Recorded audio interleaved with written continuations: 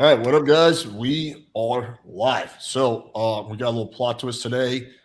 Avery is what is he doing? He's like picking up girls or getting laid. Probably. He's probably fucking some Brazilian model. So we got Charisma King filling in for us, and unfortunately, we just found out that Austen Summers is going to be no longer with us. He is dead. It fucking sucks. Yeah, he died. R.I.P. R.I.P. forever. Good man. He's working. He buried him with his 22-inch dildo, and he's just hugging it forever for eternity.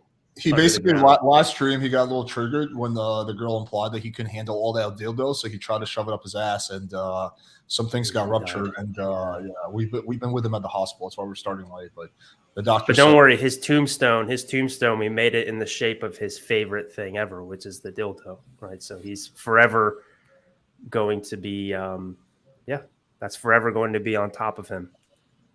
Yeah, they said there was just too much damage in his rectum, so unfortunately nothing can be done about that. No, he's working on his course, so he's going to take 3 months off to finish his course, and then we'll potentially have him on again. But anyway, so we're going to cover Sneako in this. We decided because he's kind of trending right now to discuss him. I have a little backstory on that. It could be interesting. I don't know. Just for the record, this topic wasn't my idea, so it wasn't like Sneako flaked on me and I decided like, yo, I'm gonna roast him.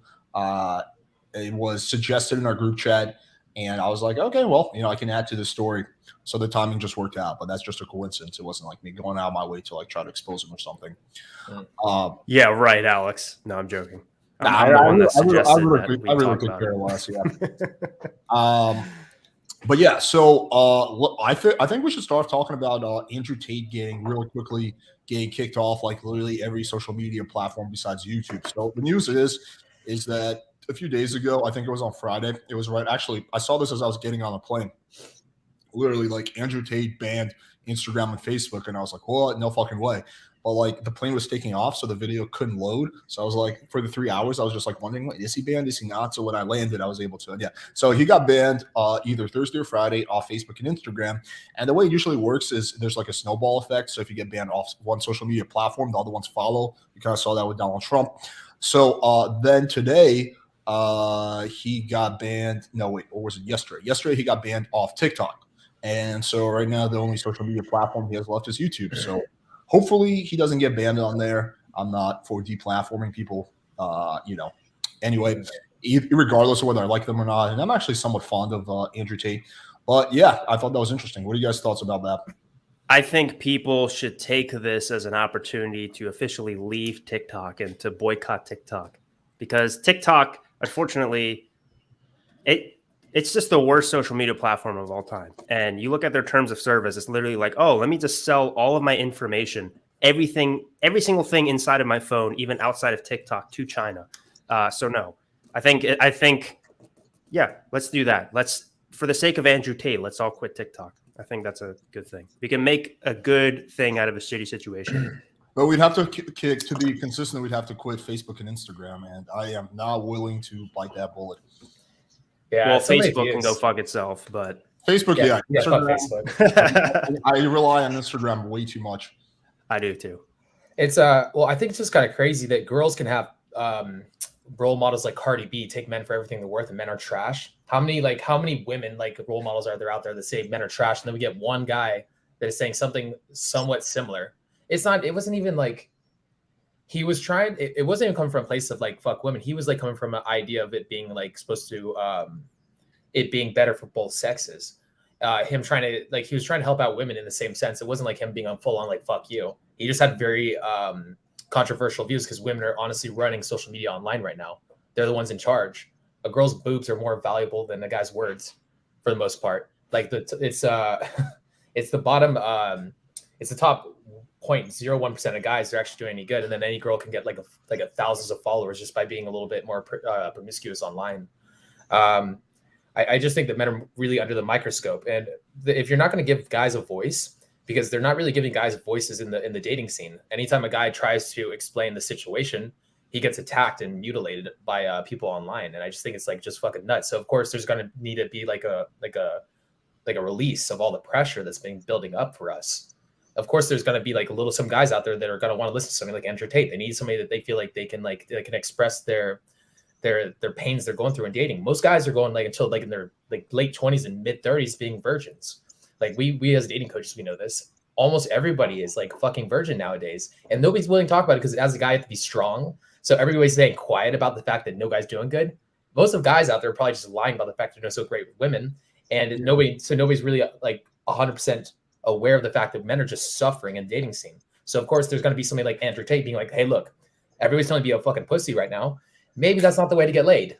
Maybe the way like to get girls into you is by being a strong, self-reliant, stoic person, by actually chasing things, by chasing a purpose. So to me, it just makes sense. This is going to keep happening. There's going to be other Andrew Tates that they get rid of this one.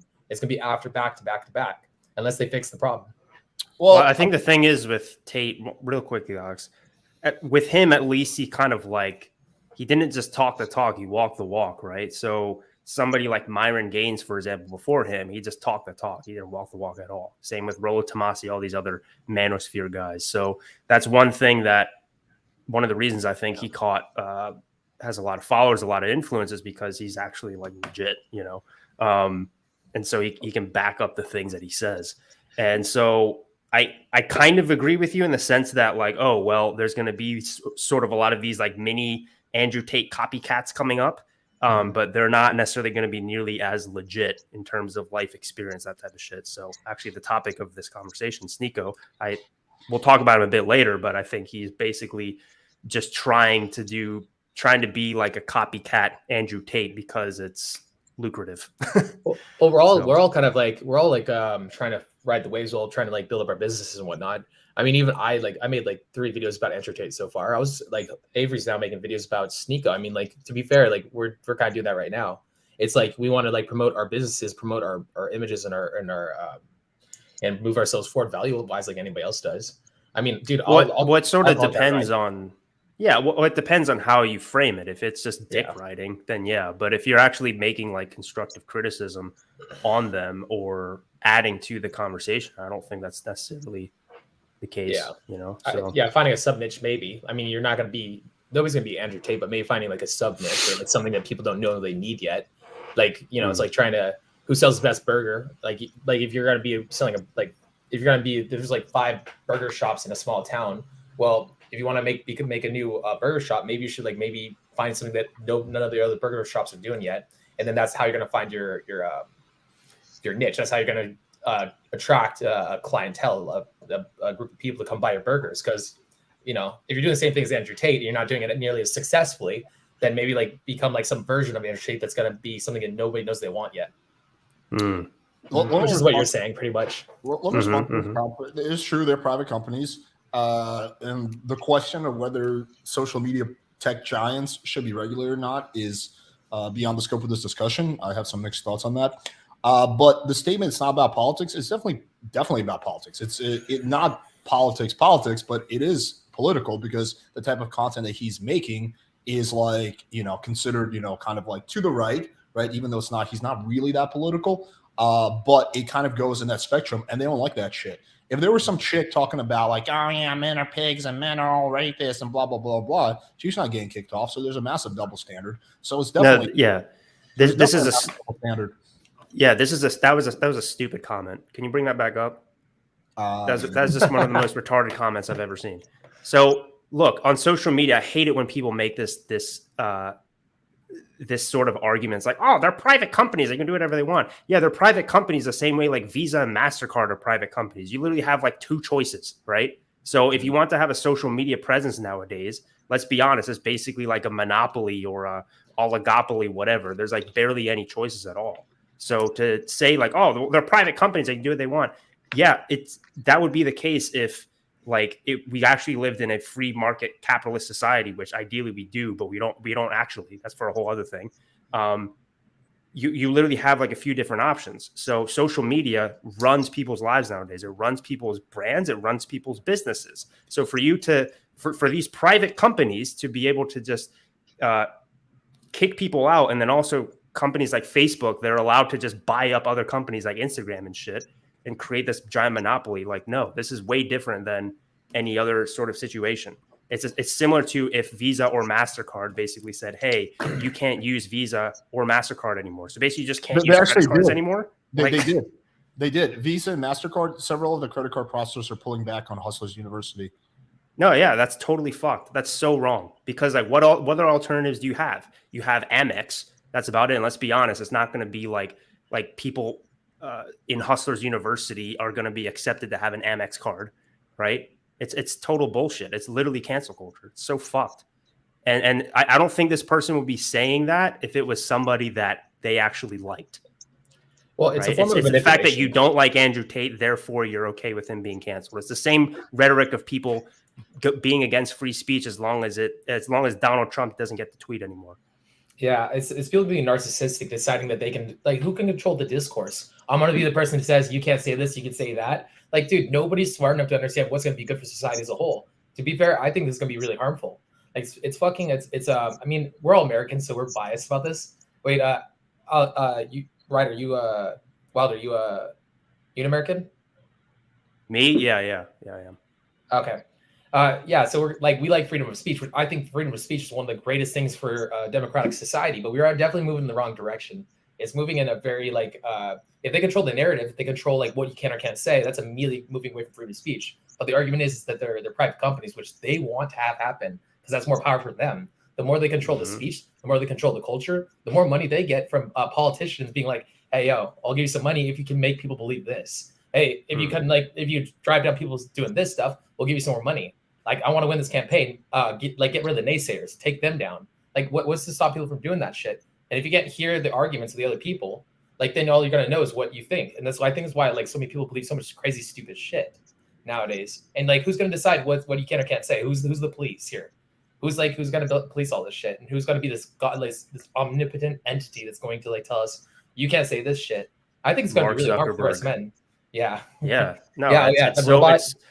It's crazy that we let some freaking nerd that like just sucked with girls like his entire life and never got good at it. So he's secretly an incel and is still that way. And he's like literally, he's in control of everybody's life in a way.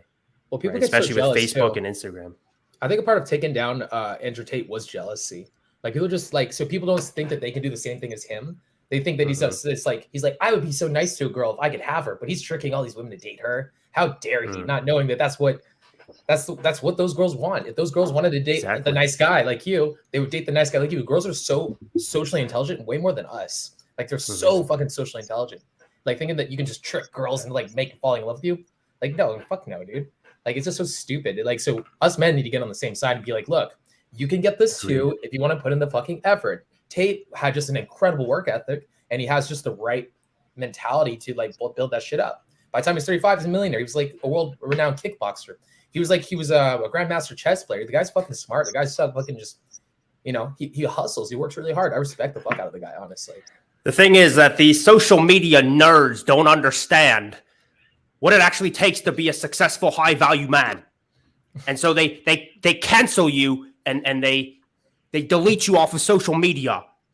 It's totally fucked, bro. Fuck that. Also not true. I mean, you could technically be successful without social media, but what Tate does, it's going to be very, very, very hard for him to be successful without social media. Yeah, there's going off of the knees. You really do need social media for a lot of this shit. But yeah, I think my take on it is that he just got popular too fast. If he had done it slower, maybe it wouldn't have worked out that way. But he just got popular too fast, too viral. Too many people freaked out, and there was too much pushback into a short of a time span. And yeah, that's kind of just what happened. We'll see what happens with YouTube. Hopefully, YouTube doesn't follow through. Yeah, well, I feel like YouTube's like the last bastion of freedom. Semi, kind of. Sort of. Yeah. Semi. Well, they'll allow you to exist. They'll just throttle your YouTube channel if you say something they disagree with. Well, who owns? So Google owns YouTube. YouTube, right? Who owns? Who else does Google own? I'm trying to think. Do they own Instagram? Don't they? No, that's Facebook. That's Facebook. Yeah. Okay. All right. Yeah. But anyway, YouTube already banned him. Are you sure about that? No, I don't think so. Well, he doesn't have a YouTube channel, I thought. He has hate speech. Actually, everyone is saying that he is banned on YouTube. Okay, maybe I'm what wrong. The F, bro? That is so. When did it happen? Did it happen today? Like, dude, I love how all of these social media companies they're supposed to. This just debunks that stupid comment whoever made that earlier of like, oh, these are private companies. Okay, why do all these private companies work in tandem with each other and they all collectively ban Andrew Tate at the same time? It's almost as if these social media companies all secretly kind of work together. Now let's see. I think it was today. Oh, damn, it's crazy. You don't need Visa. Use cash. Yeah, you're going to really use cash for internet processing. Yeah, you're going to set up for an online university with cash. So someone's going to go to the post office, mail you cash. You're going to manually collect it. Like, what fantasy world are people living in where they think that you can just get off the grid and use cash to like have a successful business? Like, if I get kicked off, like all our payment processors and I have to rely on cash, my business is going to be like dog shit. Like, we're going to be at 1% of what we're making. Like, this is going to be the end of playing with fire. If our just mail them cash, bro. Yeah, like just mail cash to Romania, bro. Very few people are actually going to fucking mail you cash. Oh my god, this is just like pure fantasy. That was even after, like, Visa's wasn't even getting talked about in the conversation. I don't know why they went after Tate and decided like, fuck you, Tate. We're not going to help you out either. That's weird. I'm telling you, man. Look, okay, so Sneako is sort of like this, he's like a conspiracy theorist, but if he said something, he's probably going to, I could just predict what he's going to say, and he's actually correct on this.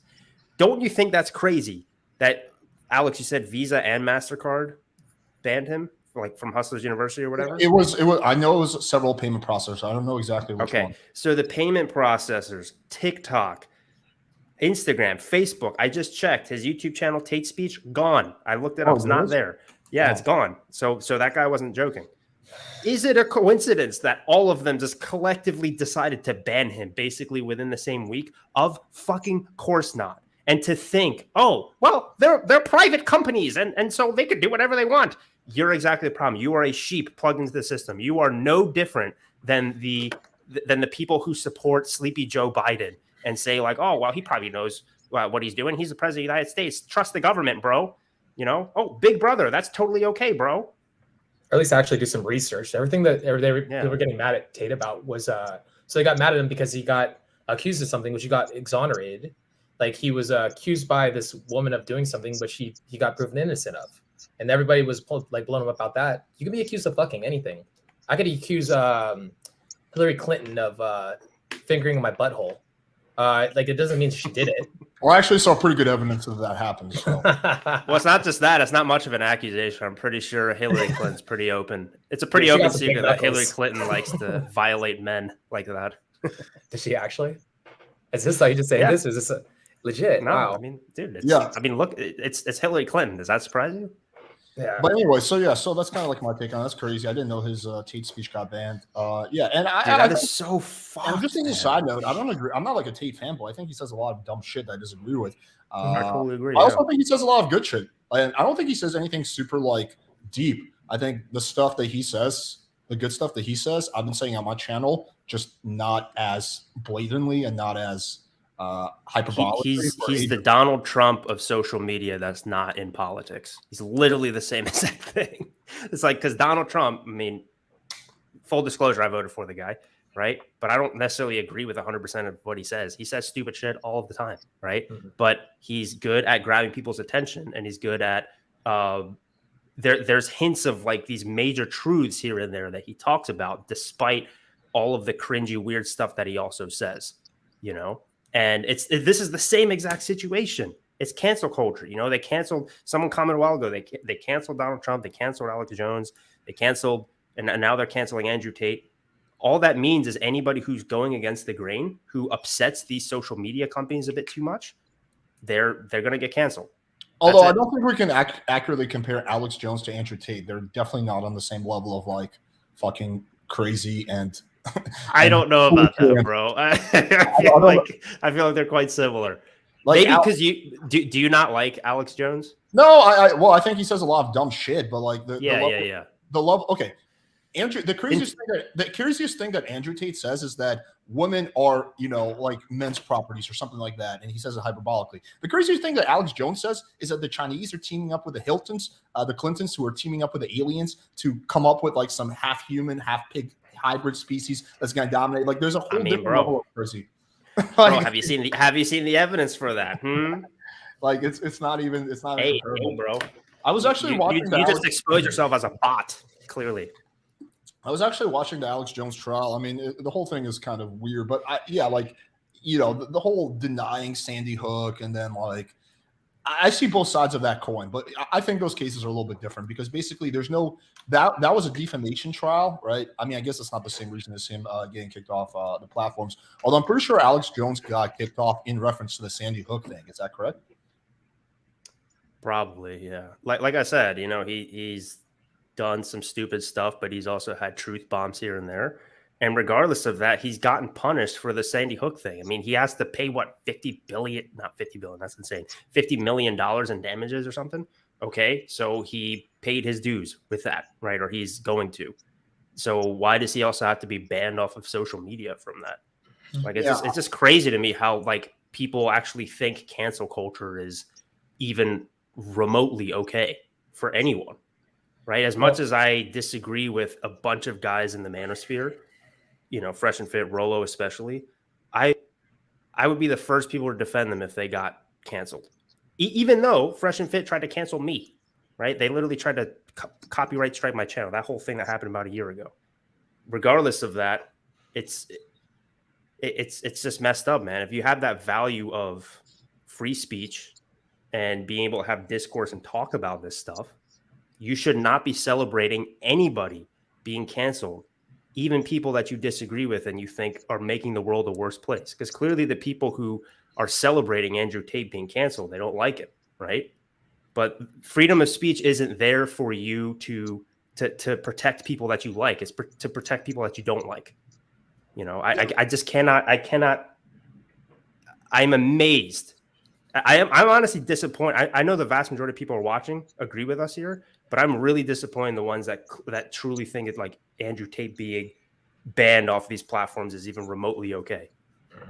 Well, we can open up a dialogue after we do the segment on Sneako, which I actually don't think will take that long. We can have someone on. So if in the chat you think that Andrew Tate deserves to be banned, you can come on. We can have a respectful debate. So just say, I don't know, I want to debate or something in all caps in the chat, and we can have you on.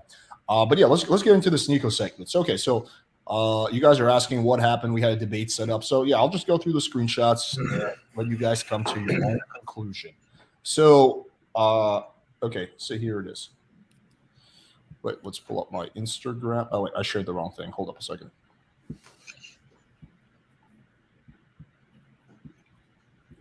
By the way, who watched House of the Dragon yesterday? I haven't seen it yet. I didn't. My brother texted me about it, and I still haven't watched it. Ooh. All right. So dude, this guy wants to debate free speech. Okay, we can have him on right afterwards. So yeah, Brian, just hang on for like, I don't know, like 20 minutes, and we'll have you on. And so just so that it's not like a gang up or whatever, it can just be like me versus him, and you guys can moderate. Or if one of you guys want to debate him instead, then that's fine.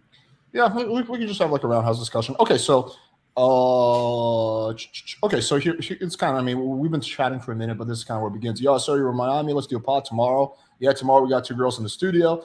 As long as you don't mind company, that should work. What time is good? 8 p.m. Cool. Yeah, that should work. I have a couple of meetings tomorrow. Let you know. Thumbs up. Yo, gonna go on Destiny stream at 7, so you can't come. Not today. How long in Miami for? Till Saturday, but I'm moving here soon. How about we do Thursday evening? Sounds good. 8:30 p.m. Cool. Locked in. Cool. See you then. Ooh, let's fast forward through my number. I forgot that I gave him my cell phone number. Yo, my bad, but Fresh and Fit asked me to be on again. Sorry, man. Depends what time you live, but I can do a Discord call. Bro, come on. I already created the event and announced it. I fucking hate when people do that shit because he's a YouTuber and he knows how fucking annoying it is. What, like, yo, if you got to reschedule, that's fine. But once you already confirm the event is created, like, you got to be a real fucking dick to reschedule at that point unless it's like an emergency. So here I hit him with a takeaway. Don't be like one of those flaky Miami chicks, man. Fresh and Fit gets more views, bro. So this is literally the epitome of clout chasing. Like, I'm gonna. I know we made plans, but I'm gonna go on Fresh and Fit simply because they get more views. Because I want fucking clout. That's the reason I went on Destiny's stream, and I like Destiny, but like, you know, he gets more views than you. Fresh and Fit gets more views than you, so I need the clout. Blah blah blah. So here, well, anyway. So here I'm just trying to get him on the podcast again, and like I'm pretty patient. But yeah, he's just fucking ghost. So I'm like, okay, whatever. I'm done trying to get this guy on the podcast. If he wants to come on, I'll debate him. I had a lot of good shit I was going to debate him on because I think he says a lot of really fucking dumb shit. Some things he says I agree with him, but yeah, I think a lot of the shit he says is dumb. People saying Alex would do the same. I would absolutely not do the same. So I have many times in the past when I had commitments with smaller podcasts and I had opportunities to do something much bigger, I stuck with that opportunity, and because I'm a man of my word, so if I commit to something, I'm going to follow up on that. So many times have I been in the same opportunity as him, many times, and every single time I don't do that because I think that if you make a commitment, and especially if someone announces it and it's already like you already confirmed, it's not just like tangible, it's not like just whatever, like oh maybe I'll come on. It's like you have hard plans, someone already announces the event. It's a real fucking dick move not to show up because again, you're not only like kind of fucking them over, you're fucking over their whole audience of like 100,000 people. So yeah, no, like that's not something I would ever do. 100% no. Yeah. Or at the very least, like be a bit more apologetic, and not just apologetic, but like really try to make it up to them. He to give him some credit, he did say, oh, maybe I could do it through Discord, but there's something different about being there in person, right? So he could have just been like, look, I feel terrible about this, so I'll try to meet you in person like the next day or something, right? That would have been the way to handle it. Because I understand like you could have a big opportunity come up, but you still have to, in a way, make sure that you fulfill the obligation that you had before, right? So ideally, you don't cancel last minute. But if you do, try to make it up to the other person by actually going on their show. Yeah, I was actually for a second there, I was kind of understanding his point of view because it's like, well, I would want to grow my channel too. But then again, the way he was kind of dealing with it was kind of a little bit shitty.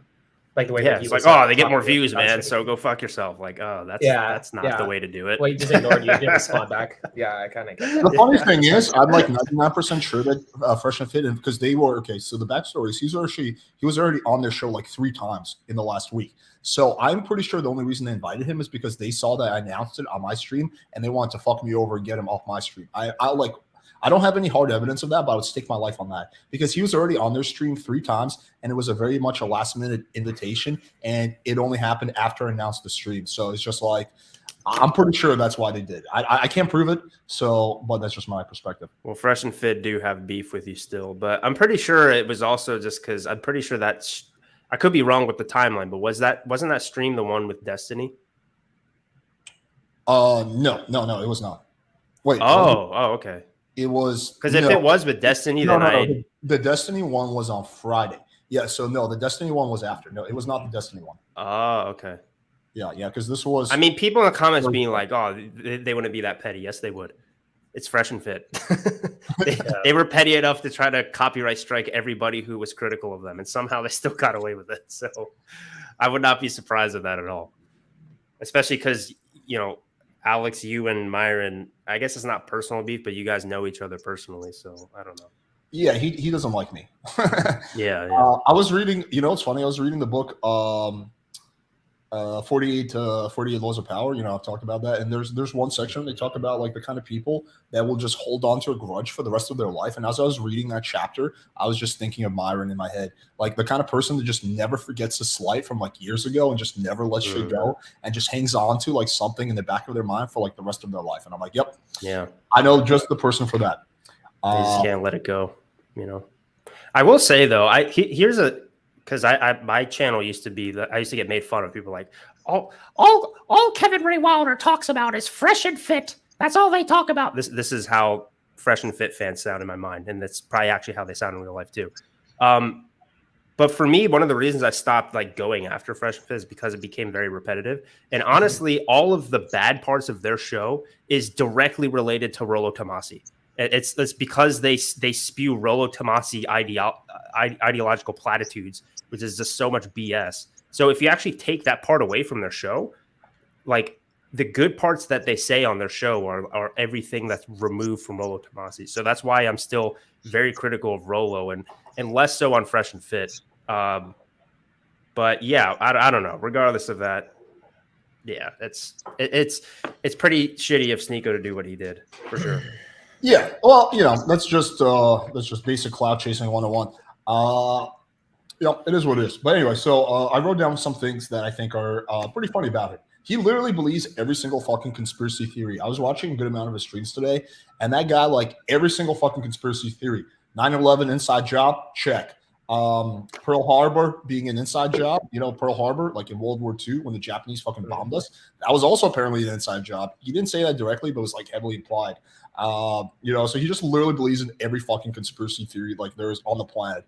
Those people always like are funny because there are some like legit things, some conspiracy theories that I think have credence, like the JFK conspiracy theory. But like he believes like every one of the crazy ones.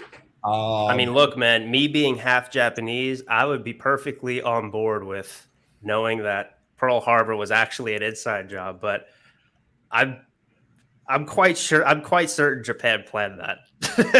Like, I mean, how do you explain the fact there were like guys who they were actually like Japanese bomber pilots who like failed or they crashed their plane and then they like showed up on shore and like the Americans arrested them. Were those guys fake too? I don't understand that.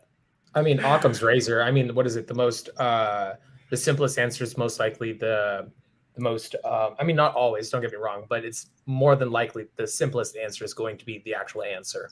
Sometimes like something like will be blindside will be thrown at you, but for the most part that is the truth. I don't see any like proof of there like being any kind of like there's no declassified documents. There's nothing that's like indicating there's no like I don't know, with like JFK for example, there was at least some people that were like mentioning it. I mean like like some people like maybe like there could have been something going on with this, and so that makes me like kind of more open-minded about it. But I've never heard of this until now, and now like people are coming forward like over the past 2 years saying the Earth is flat.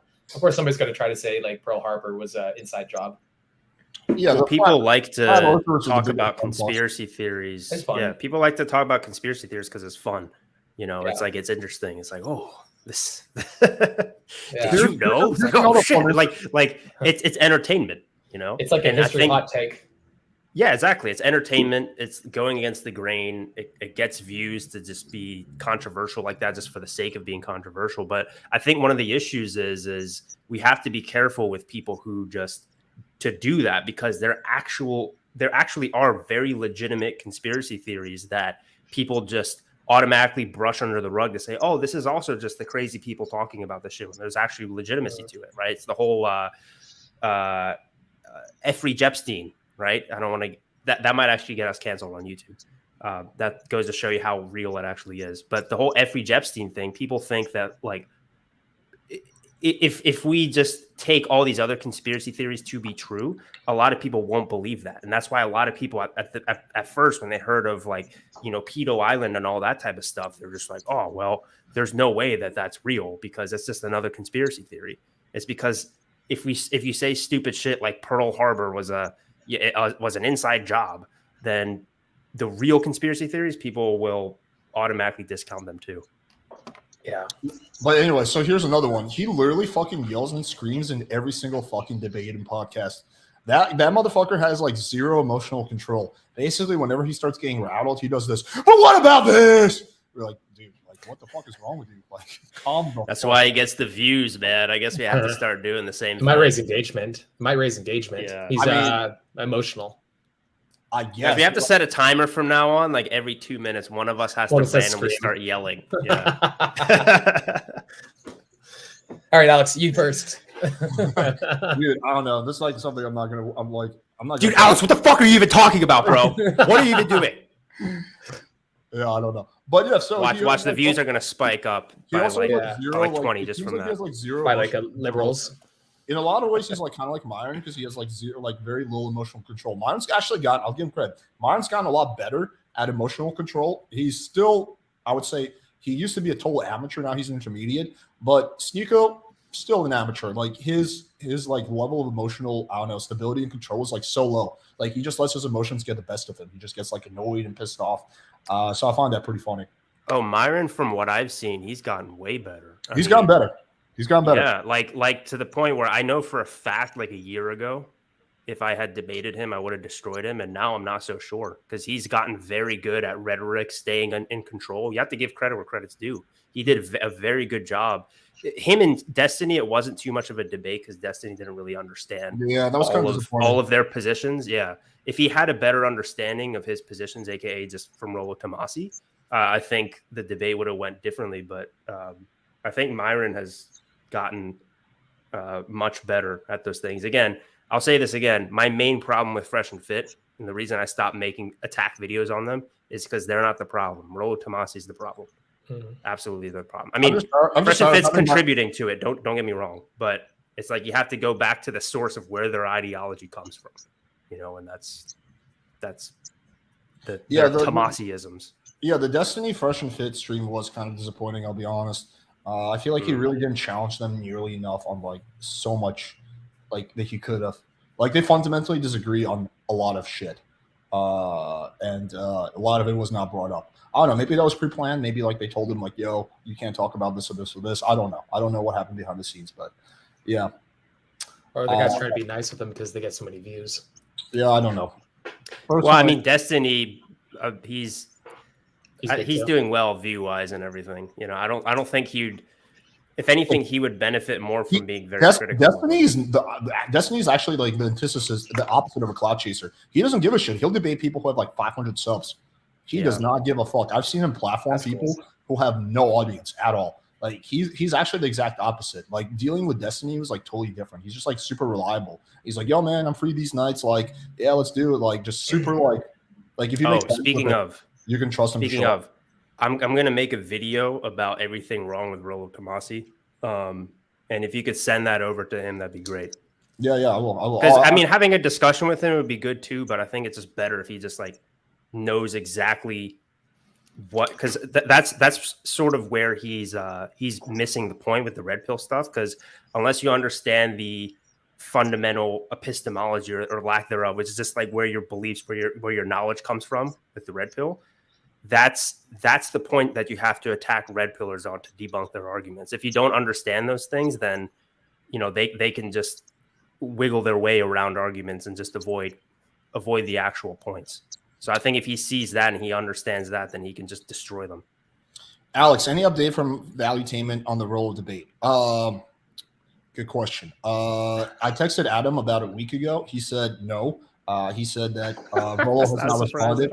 Adam said that he's going to try to work on him, quote unquote. It's not going to happen. I put it at 0.001% chance. I told Adam from the start, dude, it's not going to happen. And he's like, "Oh man, I think I can make it happen." I'm like, zero chance. He's not going to happen. It's not going to happen. Yeah, unfortunately. Did you hear his excuse for not wanting to debate Destiny?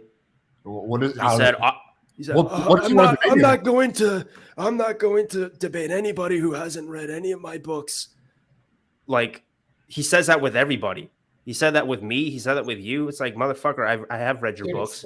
Explain your. It's so stupid. Yeah, that's so dumb. It's funny because the irony is actually he doesn't want to debate people who have read his books because then they know how to debunk his arguments using his own words. Well, he's probably had like a lot of situations where he has debated people that kicked his ass, and now he's just like, so he has all these excuses built up where he's just not wanting to like. Because he got destroyed by Lauren Southern, and he's like, "Oh, I don't want to go through that again." Yeah, dude, it's just absurd. I cannot believe. Why do people follow that guy? Look, I can understand people following Sneako. I can understand people following Myron because they're entertaining, they're charismatic. Say what you want about them, they're cringe, fine. But guys in their early 20s, late teens, they like cringy dudes, right? Rollo Tomasi has no charisma. He's old. Like, I just don't understand. Like when I actually used to be a fan of his, and I used to be, I remember actually every time I'd listen to him, it would be like as I was going to sleep. It was like red pill ASMR. So I just don't understand how people actually legitimately like the guy, to be honest. Because he's parroting their beliefs that they want to hear. Like people get into like the whole, that's exactly it. Bias. Yeah. Well, he's also totally right. If I lost an argument, so if I was in a debate and somebody was like kicking my ass in debate, I'd have to sit down for a little bit and ask myself, all right, look, was it the fact that my standing is sound? Was the guy like I'd have to like literally rehash everything? Because the way I personally ever deal with debates is that I try to find the truth and I want to dig into it. I'm not really trying to like necessarily even win my argument. I try not to. And I think that's how most people should be doing this. I mean, it's a lot of fun though to watch like somebody like decide like do like a battle of wits kind of thing. That's always fucking dope. But if I was finding I was on the wrong side of the argument, I'd be like, oh, maybe it's time to change my mind. Maybe it's time to do something different. But everybody wants because their viewers are used to a certain look. Like, I want to be mad, or I want to do this, I want to do that. And so instead of them deciding they're going to change, like, well, if I change, then my viewership probably won't want to watch me anymore. And I don't want to have to do that. So I'm going to keep being selfish and keep spouting shit that I know that, and decide I'm going to believe something that I've been like fucking just, buried into the earth about, and just turn the blind eye to it, and not pay attention to the fact that you just got fucking annihilated. Yeah, and just keep telling the audience what they want to hear. But yeah, the most effective form of debating, and it can still be entertaining, is to steel man the other person's argument at the beginning, right? So you try to tell them, you try to explain their position and get them to agree that that's their position, and then you go from there. So for myself, at the very least, with Rollo Tomasi, I very much understand his position. Because I don't know. That's what Destiny needs to do. The debate's never going to happen between them. But it seems like he's sort of developed some sort of relationship with Fresh and Fit. And so he needs to understand where Fresh and Fit's ideology comes from for him to really be able to like really question their ideology, which is exactly what it is. It's kind of funny because like everything is like, like 2 degrees, especially like in this space. I feel like every single person in this space, I'm like 1 or 2 degrees of connection away from. Like, if you think about like with Myron, like I have a connection, I have a relationship with Destiny, and now he does with Myron. But he's not the only one. There's a whole bunch of other people. Who would else be? Vosh. Vosh has talked to Fresh and Fit. I know there's other people where we have mutual. Oh, people who have talked to Fresh and Fit. Well, yeah, just have a relationship with them. I know there's a bunch of them. I can't think off the top of my head. But so it's just funny. Like anyone in this industry, like if you're someone who's been around for like a year or two, you're like 1 degree of connection away. The Crucible defeated Alex and John. Unfortunately, true. It was one of the very few debates where I felt like I lost. And that's okay. Like, I don't care I lost. Like, that's okay. I'm new to debating. I don't have like some ego thing. I'm okay with losing once in a while. I think I win most of my debates, but yeah, that one we did lose. No, you didn't. You didn't lose. John lost. Well, my team. And look, no hate to John. I know him and I have a ceasefire, but dude, I'm sorry. If Andrew, now granted, look, this is technically I can't say that this is good faith in a way. It's kind of a gotcha to be like. I remember John saying, "Oh well, something about science," and then Andrew's like, tell me about the scientific method." No, there's a lot of gotcha questions. Yeah, exactly. And the other one too of like the laws of physics or whatever. That's why to your point, Denton, a while ago, of like internet debates, it's not always necessarily finding the truth. A lot of it's to try to make the other person look stupid. And unfortunately, whether you believe whatever your opinions are on John. Andrew of the Crucible, Big Papa Fash, he was very much successful in doing that to John. No, I do. Yeah, for sure. But John was on my team, so that by default my team lost. No, because I think the debate just ended up devolving into. Look, again, everybody knows I'm not like the biggest John Anthony fan by any means, but I did think it was kind of unfair that the debate devolved into like let's just I agree John, right? I agree. That's basically what the debate turned into. I agree with that. I did keep trying to like redirect it.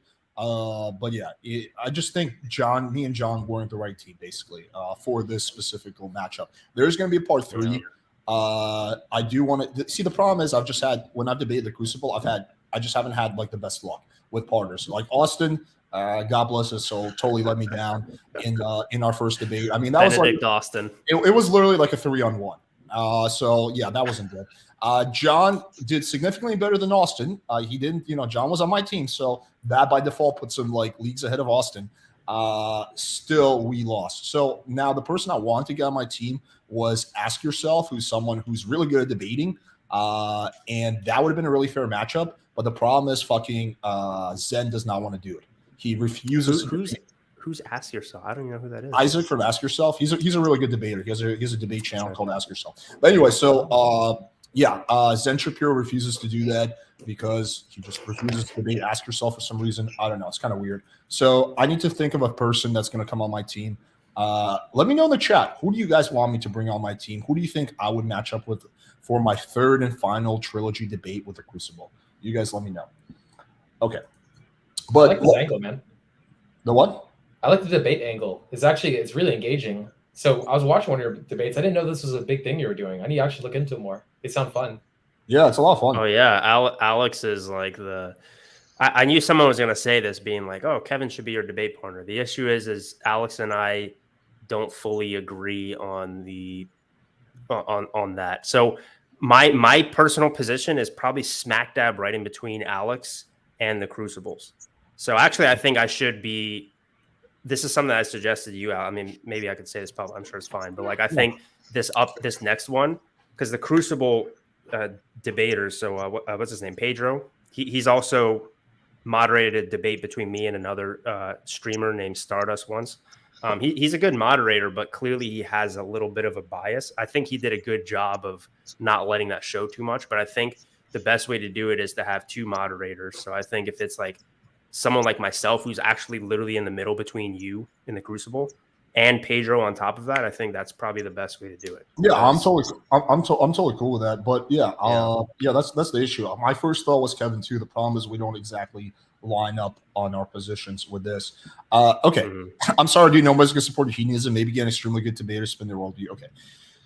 Fundamental disagreement of my argument. Okay, here's what I'm arguing. Here's what the Crucible's arguing. I'm arguing that it is generally a good idea for men to learn game, to improve themselves, to be able to interact with girls, and that men don't necessarily have to get married, because one, marriage is a nightmare for a lot of men. I have no problem with men getting married, but I think it's okay for men to want to do their own shit. So if you want to get married, get married. If you want to have a lot of sex, have sex. If you want to have a girlfriend, have a girlfriend. I have a girlfriend, right? Like, I'm not like out there fucking a bunch of chicks. Like, pretty much, like, yes, I do have a one-way open relationship, but honestly, it's mainly me just having sex with my girlfriend because I'm very happy with her.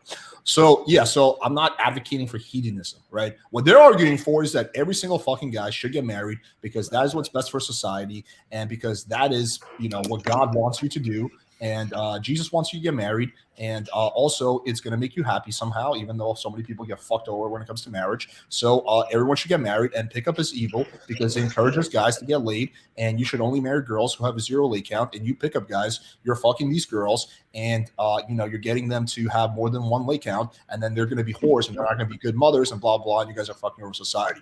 Those are the arguments. Which one of those do you think is more reasonable? You decide. Hey, Alex, if it does come down to where you can't get anybody, dude, just hit me up, okay? Dude, do you have any experience? Do you have any experience debating, Denton?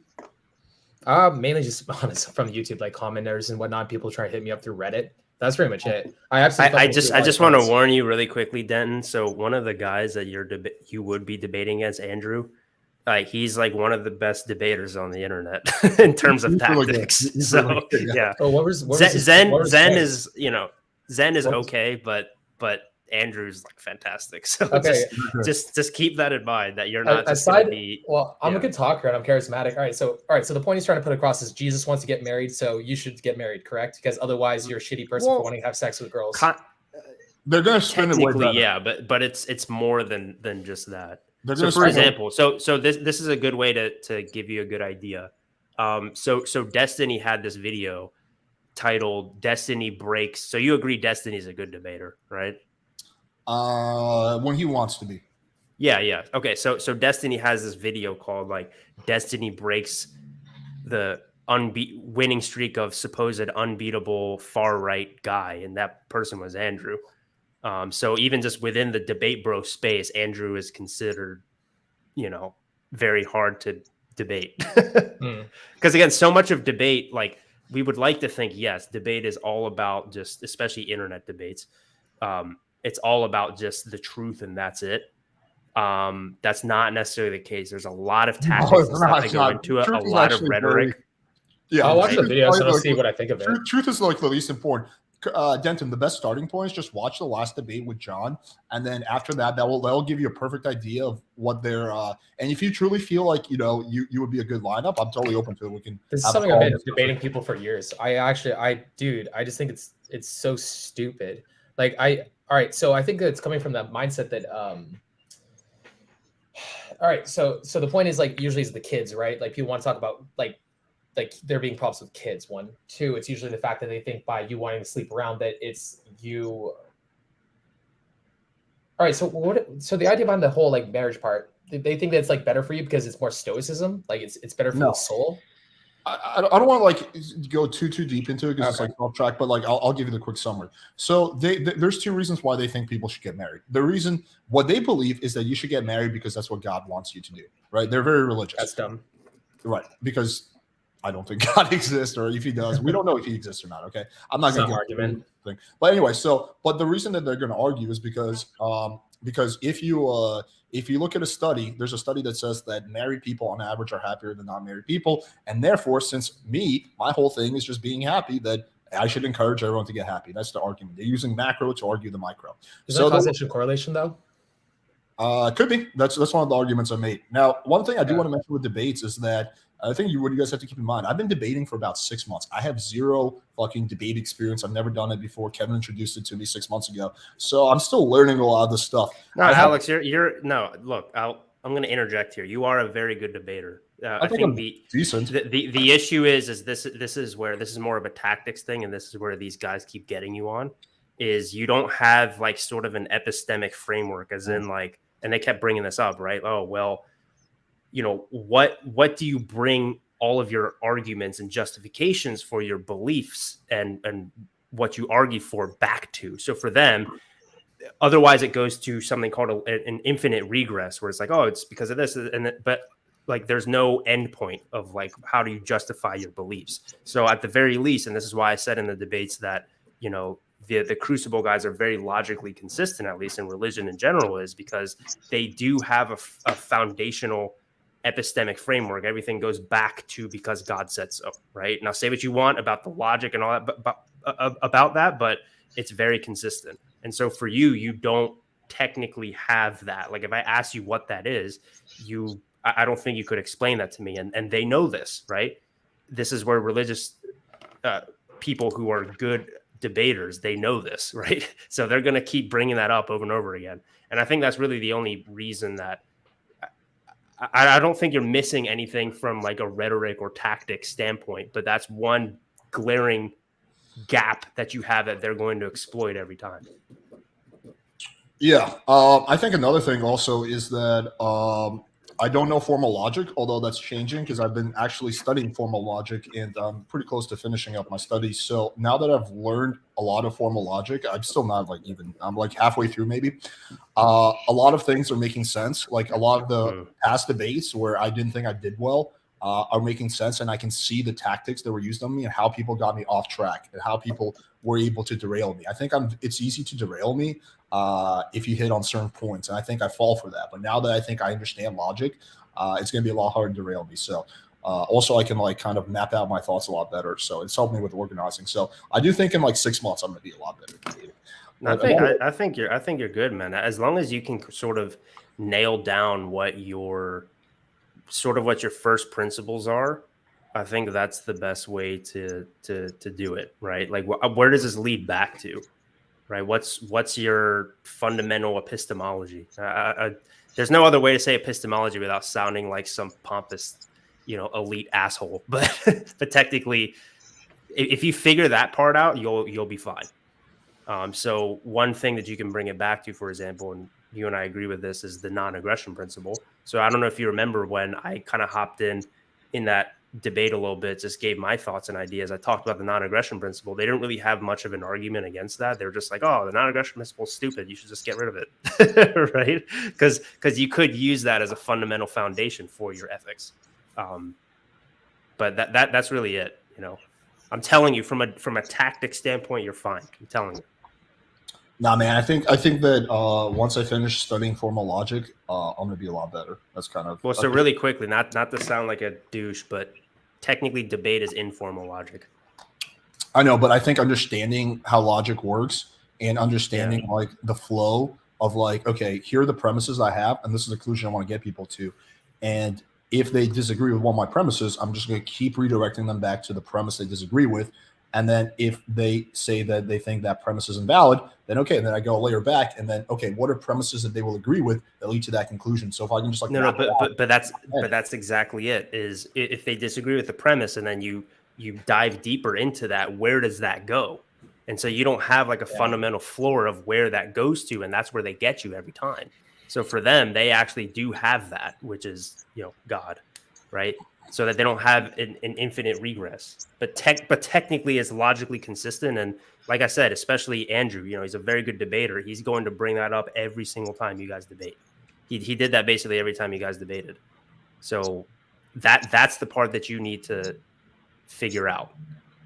I'm telling you, man, as somebody who loves debating and all that type of stuff, I'm not going to act like I'm like a master debater or anything, but I think I'm pretty good at it.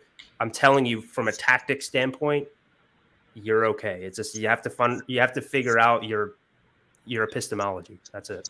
Yeah, I'll think on that. But let's get off the debate thing because the views are dropping, and I think it's like so off track. The point Talk about we forgot to implement that. Every 2 minutes, one of us is supposed to explode. Oh, it's my bad. That was my turn. Point is the part 3 debate is going to happen. The reason it hasn't happened is the point is Alex from Playing with Fire is an absolute. He's a beta male, and he's got absolutely no receipts. Okay, there we go. The views are going to jump up now. Guarantee. No, I think the reason that debate hasn't happened, the part 3, is because they rejected my debate partner, or specifically not Andrew, but specifically fucking Zen. So that's been the problem. The problem has been the holdup has been on there and not on my end. Anyway, so okay, so let's just give our final summary thoughts on what's his name, Sneako, and then we'll get that dude on who wants to, I guess, argue that. Oh yeah, I totally forgot about him. We have to make sure he's still there. No, I think he is. But okay, so let's just do a quick summary. Okay, so here's my thoughts on him. I think he is. I do think he's kind of a clout chaser. Everyone is to some extent, but I think he is to a larger extent than most people. I think that he's very young. He's 23 years old, I believe. So it is to be expected, but he's so far from being a quote unquote high value male. He has zero emotional mastery at this point. He just basically yells and gets triggered every fucking time. So I think he's still got a long way to go to be high value male, for sure on that front. I think he's nowhere close to being an Andrew Tate or anything like that. I think that he is wrong about a lot of shit he says. Some of the shit he says is right. I think that believing every conspiracy theory is probably pretty dumb. You should have more nuanced opinion. But yeah, that's kind of my take on him. I don't really dislike him or anything like that. I have no, I thought it was a dick move for what he did, but I don't hold a grudge. I forget about shit pretty fast, so I don't really give a shit either way. If he wants to come on, have a debate, I totally would love to have him on. That's kind of where I stand on him. Yeah, I just think he's an entertainer, and being red pill rage type shit. It's an entertaining form of. It's entertaining, and it's been proven to get a lot of views because in one way or another, whether you consider yourself red pilled or not, there's a lot of truths to be found within that sort of ideology, right? And there's some sort of excitement to it to be oh, well, there's this grand conspiracy against men and people in general and the government and all this. I respect Sneako's take on the red pill a bit more because it's actually a little bit more of what the red pill used to be, of just questioning society rather than just saying the red pill equals, or the matrix equals feminism and that's it, right? Which I think feminism is, in my opinion, is part of the matrix for sure, but I don't think it's the matrix like people like Roland Mossy and especially Fresh and Fit talk about. They just say, oh, well, it all just comes back down to the feminine imperative and keeping men down. I think it's way more than just that. I think it's more about the elites of society versus the rest of us. And from that standpoint, I think Sneako is actually correct in his stance on the red pill. But yeah, I don't want to question his motives too much, but yeah, I highly doubt he'd be talking about this stuff if it didn't get the amount of views that it got. Yeah. I think you might overestimate him. I actually don't think he's that smart. Sorry. I didn't say I thought that he was smart because look, he's a conspiracy theorist, right? Are most conspiracy theorists smart? Probably not. But it doesn't mean that they're not. I don't think the stereotype of the guy who's the 9/11 truther or they say oh, there's those chemtrails in the sky. I don't think they're particularly known for their intelligence, but it doesn't necessarily mean that they're not onto something when they're.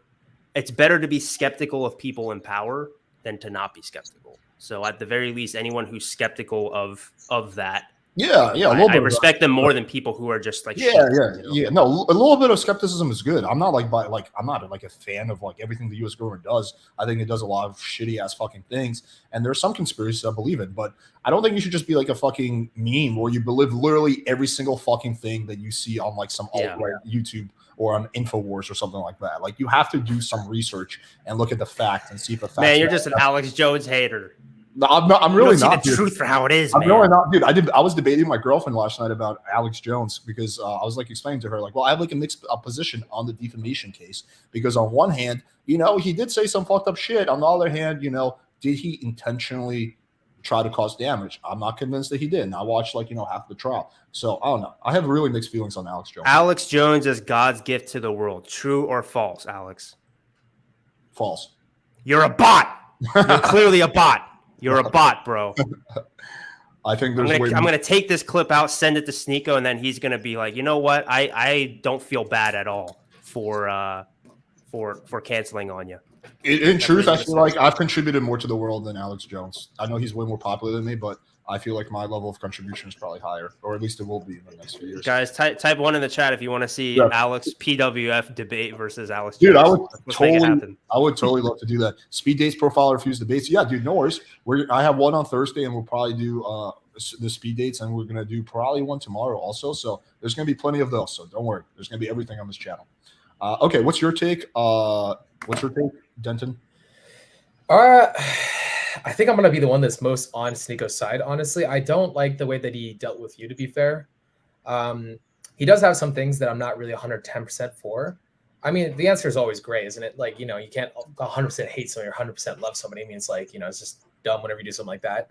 I feel like I respect the fact that he's a fucking hustler. I mean, anybody that got to where he's at, I mean, that's not easy. I mean, it's such a fucking he's a hustler. Field. Oh yeah, dude. I work my ass off to be where I'm at. I'm not even nearly like on his level. I can only imagine the amount of energy that fucker has. I think I do like some of it. I do like a lot of his beliefs. Some of them I think he does on occasion get a little entrenched into like stuff where he's unwilling to look at things outside of his own viewpoint. Like, so he's not somebody that's going to like be going against content bias. He's the guy who probably only watches videos that support his viewpoints. But I do like that he is willing to. He can handle a lot of adversity, like a really high amount of adversity. I think he's a really good warrior for a champion of his beliefs. I like the fact that he's willing to stand up for himself and that he has like the ability to do that, which not like we don't either. But I respect the fuck out of him. I do think he's smart. I do think he's smart. I just don't. I mean, maybe he's like one of those guys that is just seemingly smart. He just yeah. I think he's average intelligence at best. Well, it's impossible to be smart when you're 23. Because in my opinion, smart is intelligence plus wisdom. Intelligence is largely genetic, let's be honest. But then wisdom is something that's accrued over time. And it's just impossible when you're 23, man. Well, I think, okay, we define smart differently. I think of smart as processing power. How much processing power do you have? And you can tell when you see Destiny that he has a pretty good processing power. He's quick. He can pick up on shit. He can link ideas. He's probably a little bit quicker than me, in all honesty. But then you watch someone like Elon Musk, and his processing power is like fucking 5 levels above that. So when I see like, I don't know, I would put Destiny as like a brand new computer, and like fucking, I don't know, Sneako is like an old school like TI-83 calculator, like in terms of power. You know what I mean? There's just like a big discrepancy there. He's not a total dog shit calculator that only has like 4 buttons. He's not one of those calculators. He's a TI-83, but he's not a fucking Mac or PC, right? And then Elon Musk is like a supercomputer. Okay, right on. So at the very least, he's a calculator, but he's like the best calculator. So he's the best calculator, but yeah, he's just still a calculator. He's a calculator, yeah. Like, I really do hope that debate with him happens, because I think I could totally fucking destroy him. Well, don't say that. Now he's not going to want to debate you. Oh yeah, I think Sneako would totally destroy me. I think I have no chance.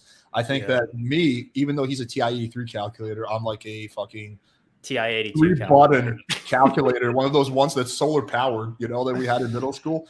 I don't know. That's I'm dating myself, millennial reference. But yeah, so I think I'm one of those calculators. So he will totally outdo me. I have no chance. So yeah, so I'll just get on. So, but I'm okay with it. Okay, fair enough. Are we gonna bring on the guy that thinks that Andrew Tate being canceled is okay? Yeah, let's do it. Okay. Who is? I'm gonna use the bathroom. I'll be. Yeah, go for it. All right, random dude who wants to come on. Okay, actually, I'll just open up to anyone. Anyone who thinks that Andrew Tate deserves to be canceled, please speak up in the chat and just put debate in all caps. And we are gonna have you on, and we can have a good discussion. Let's do it. So hopefully that dude that was talking earlier is still down to come on.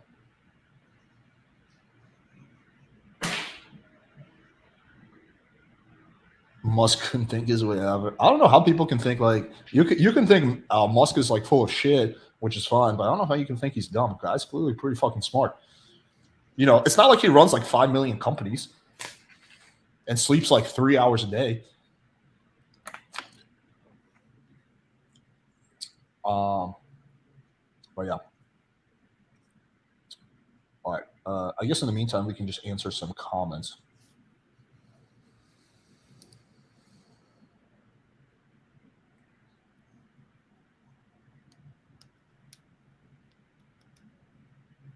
Coworkers try to cancel me because I don't date trans women. That's just preference. I think Tate kind of 30% deserves to be canceled. He's a glorified shit poster. I don't know if that's like a good debate. Like if he only 30% thinks he deserves to be canceled. Like I want someone who's like pretty confident, at least 55%. You need to be at least 55% convinced for this debate to be interesting. Because then we're just going to be playing devil's advocate. Wow, thanks for more Andrew Tate content. I definitely don't see enough against my will. Sorry, I don't know what you want me to do. Let me just change the topic because you see a lot of Andrew Tate contests. Okay. Tate is base. Sneako is trying to be like Tate, but Tate is more Tate, more teamwork. I will agree with all of that, all of those statements. That was one thing I did like about Tate. I usually don't like red pillars, but the fact that he's just so congruent with his image, he wasn't faking it. At first, I didn't like the guy, but then then as time went on, everybody he was like world champion kickboxer, grandmaster chess player, worth hundreds of millions of dollars. I was like, dude, that's fucking dope. All right, the guy actually has something to back it up with. So I started listening to him. I do disagree with some of the things he says, but I do think he is trolling on occasion. I think he's just like, this will be funny to say type shit. Can you guys post your conspiracy theories checklist? Okay, I'll tell you the ones that I believe, and these are the ones that I've actually personally looked into. Well, the obvious one is the and this is I don't even know if this is a conspiracy theory or not, but that the Gulf of Tonkin, the boat, we actually sunk it ourselves so we could go into Vietnam, and that has been there's really strong evidence for that. I don't even know if that's considered a conspiracy theory. The one that I believe in is that JFK was assassinated.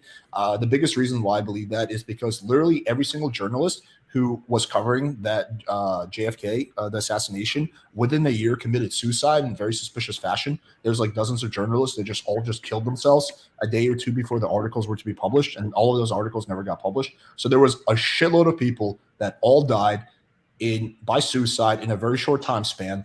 That were all involved in that thing, and that to me is very sus.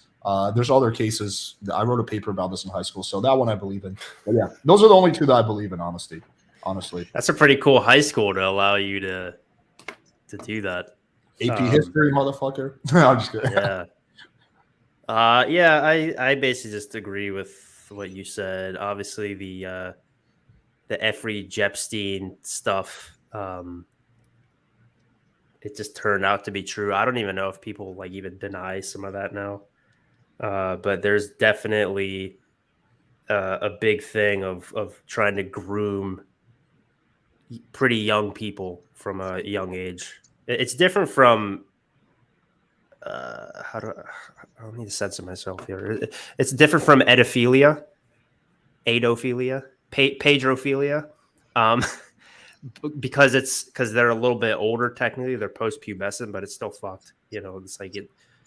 It's just weird to groom people from a young age to become sex objects. But yeah, that clearly goes on in elite circles. So that's one thing that it's a conspiracy theory I always believed in that proved itself to be true.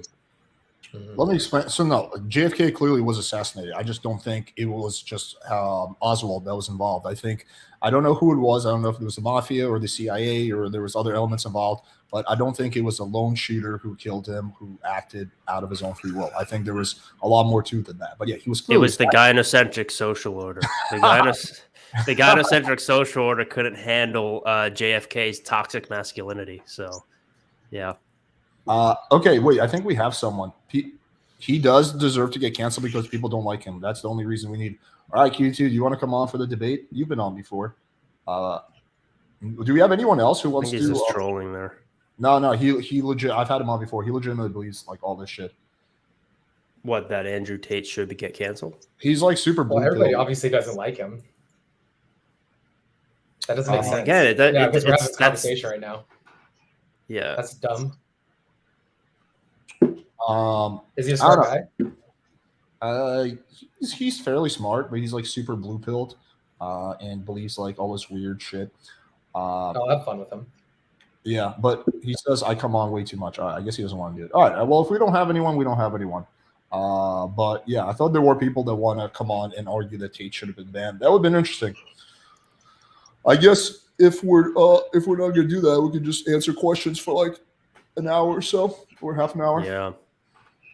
I got to make my Rollo Tomasi video tonight too. So. Oh yeah, I'm gonna. Oh, he says he does. Okay, I'm gonna drop the link then. Get it. All right, we're gonna get a little debate. Yo, the speed dating concept has been doing really well. That's awesome. I'm gonna keep doing more of those. We can do. You've only done 2, right? You did the one. Yeah. With all of us last week, and then you had that other girl on. I saw Allende came on. We can do it. You know what we can do for our next Monday stream? We can do that again. Hell yeah. We can watch Denton spit some game. Hell yeah. Yeah. Right on. Yeah, let's do it. You know what we can do? Denton and Avery, because now Denton's going to be a regular now. Congratulations. Yeah, I appreciate that. You know what we can do? Assuming you're available on Mondays. Maybe. I mean, right now, so I'm running boot camps on the weekends. So if you guys can't tell, I'm like dragging ass right now. Yeah. It's because I've been running like a full-on boot camp for about like just approaching girls for the past 8 hours a day, like 8-10 hours a day. So my energy is just like nice. Yeah, I bet. We got the all right. Is this top G? Is it? Are you Q2? Yeah. Yeah. I didn't know that. I've talked to you plenty of time. I talked to you with your video camera on and without it. And I didn't make the connection that you're the same guy. Yeah. Okay. Yeah, he's like a more blue pill version of Tim Ray. Like that's what I would say. All right. So we're gonna leave the blue pill stuff aside for now, at least. So I think honestly, I think Andrew Tate's a comedian, and sometimes when you tell bad jokes or people take you too serious and you don't say, "Hey, I'm joking," then enough people, start to not like you. When people start to not like you. And especially, let's be honest, women start to not like you a lot. There's precedent to say, hey, this guy is making women bad or feel bad or all that stuff. So we're going to take him off so we don't lose women in the Facebook, Instagram, all that stuff. And the reason it's fine is because he could make a website. He's still not technically, yes, it's bad that he's off of social media, but technically still he could also. He doesn't have to use it if he doesn't want to. There's other ways where he can reach out to his audience. It's the same thing with like conspiracy theorists, super incel, like suicide cult type shit. It's like technically that stuff always exists, but that like can't be on Facebook. That can't be on Instagram, shit like that. So I mean, there's a bunch of people too. Like for example, I think and this is my opinion. And he's dead, so it's a little bit different. But Kevin Samuels, he was very critical of women, but at the same time. He wasn't deplatformed like that. Like people didn't really care because women also said he's spitting facts a little bit. You feel me? So it's like when you're just pissing off a large group of people and the majority of people on Earth, which are women, then it's like, all right, we don't like this guy. It's I understand the concept of free speech and all that stuff, but at the same time, again, like I don't know if you know this, but like he was there were like high schoolers and middle schoolers imitating him and telling them women are dogs and saying his really edgy jokes to like their classmates. And it's to me, it's a little silly, but like I can understand like, okay, this guy is negatively influencing the youth and shit like that. So for me, like, I completely understand why they say, hey, we don't want this Tate shit's getting annoying. We just want to clip that shit.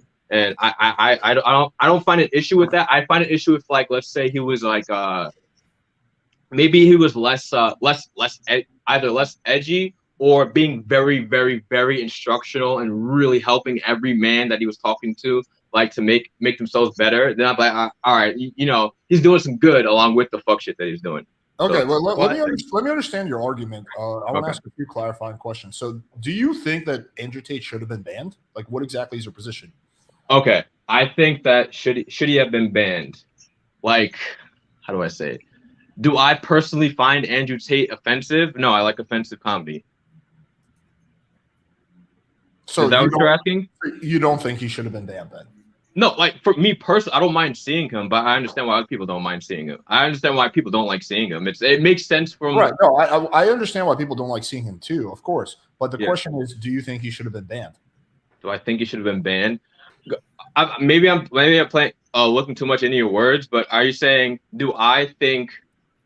Do you agree with Facebook, Instagram, YouTube? Oh, I agree with Facebook, Instagram, all that stuff. Yeah.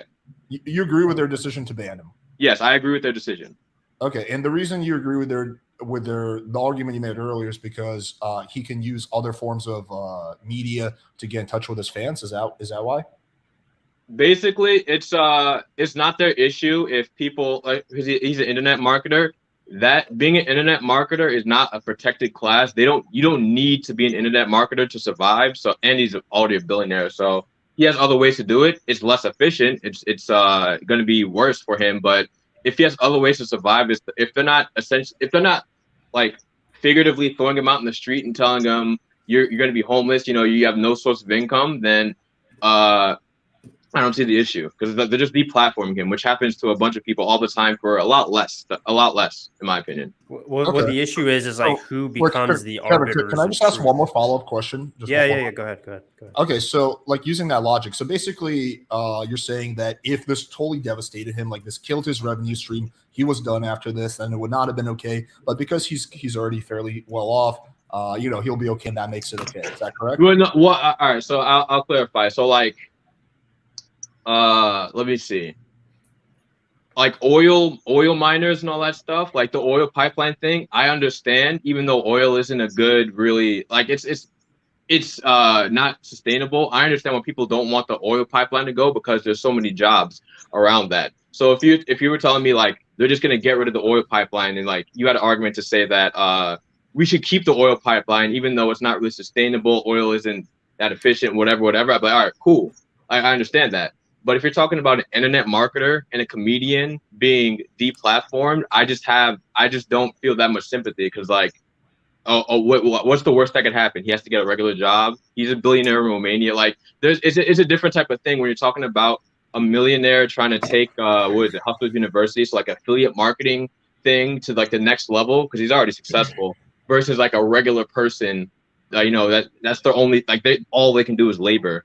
And you're taking that away from them. So basically, you're saying he's going to be more or less okay. So I guess my follow-up question will be this: if I broke into your house and I stole a little bit of your money, but, you know, I didn't steal too much, right? Like, it wasn't going to affect you in any way. Would that make it okay? Because you're going to be okay. I stole like $5. Yeah, I don't agree with that. People should take things that don't belong to them. So it doesn't matter how much money you take. I don't agree that you should have took it from me. Okay, right. So, but you're going to be okay, right? Yeah, but you shouldn't have stole it from me. I could, if you would have asked me, that would have been different. But you shouldn't have stole it from me. I don't like. I think another way to say it is like to use your oil pipeline example. Okay. So the oil pipeline, who cares, right? They can just go get another job, similar to how Andrew Tate can just go get another job. Yeah, but it's like when you're talking about thousands of people and you talk about laborers, like, there's not a lot of labor to go around. It's a little bit different when you're affecting thousands of people. This is just one random guy in Romania. I don't care about it's one random guy, but also, you know, it takes labor for him to do what he does. He has employees himself. Yeah. And also let's keep this in mind. This is actually thousands of people. Apparently there's thousands of people who make a living now off of promoting Hustlers University as an affiliate. So those people are fucked over now too. And it's all thanks to these higher up elites just deciding what's right and wrong. That's really the issue here is, who becomes the arbiter of what is acceptable and not acceptable in the social media space? Because with social media, again, like it's different if there is an alternative to get your message out there, but there's not. There's it's kind of what is it?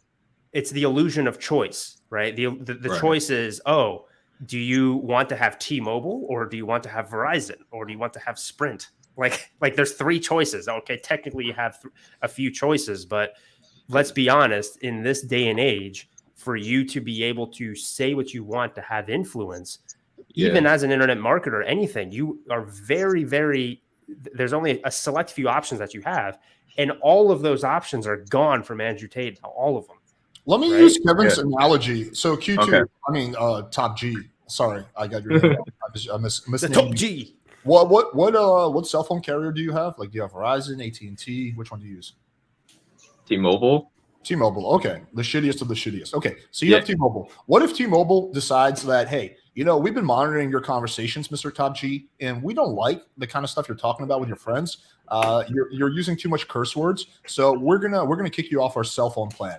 Now, you have other options. You can use Verizon, you can use AT&T, but we're going to kick you off.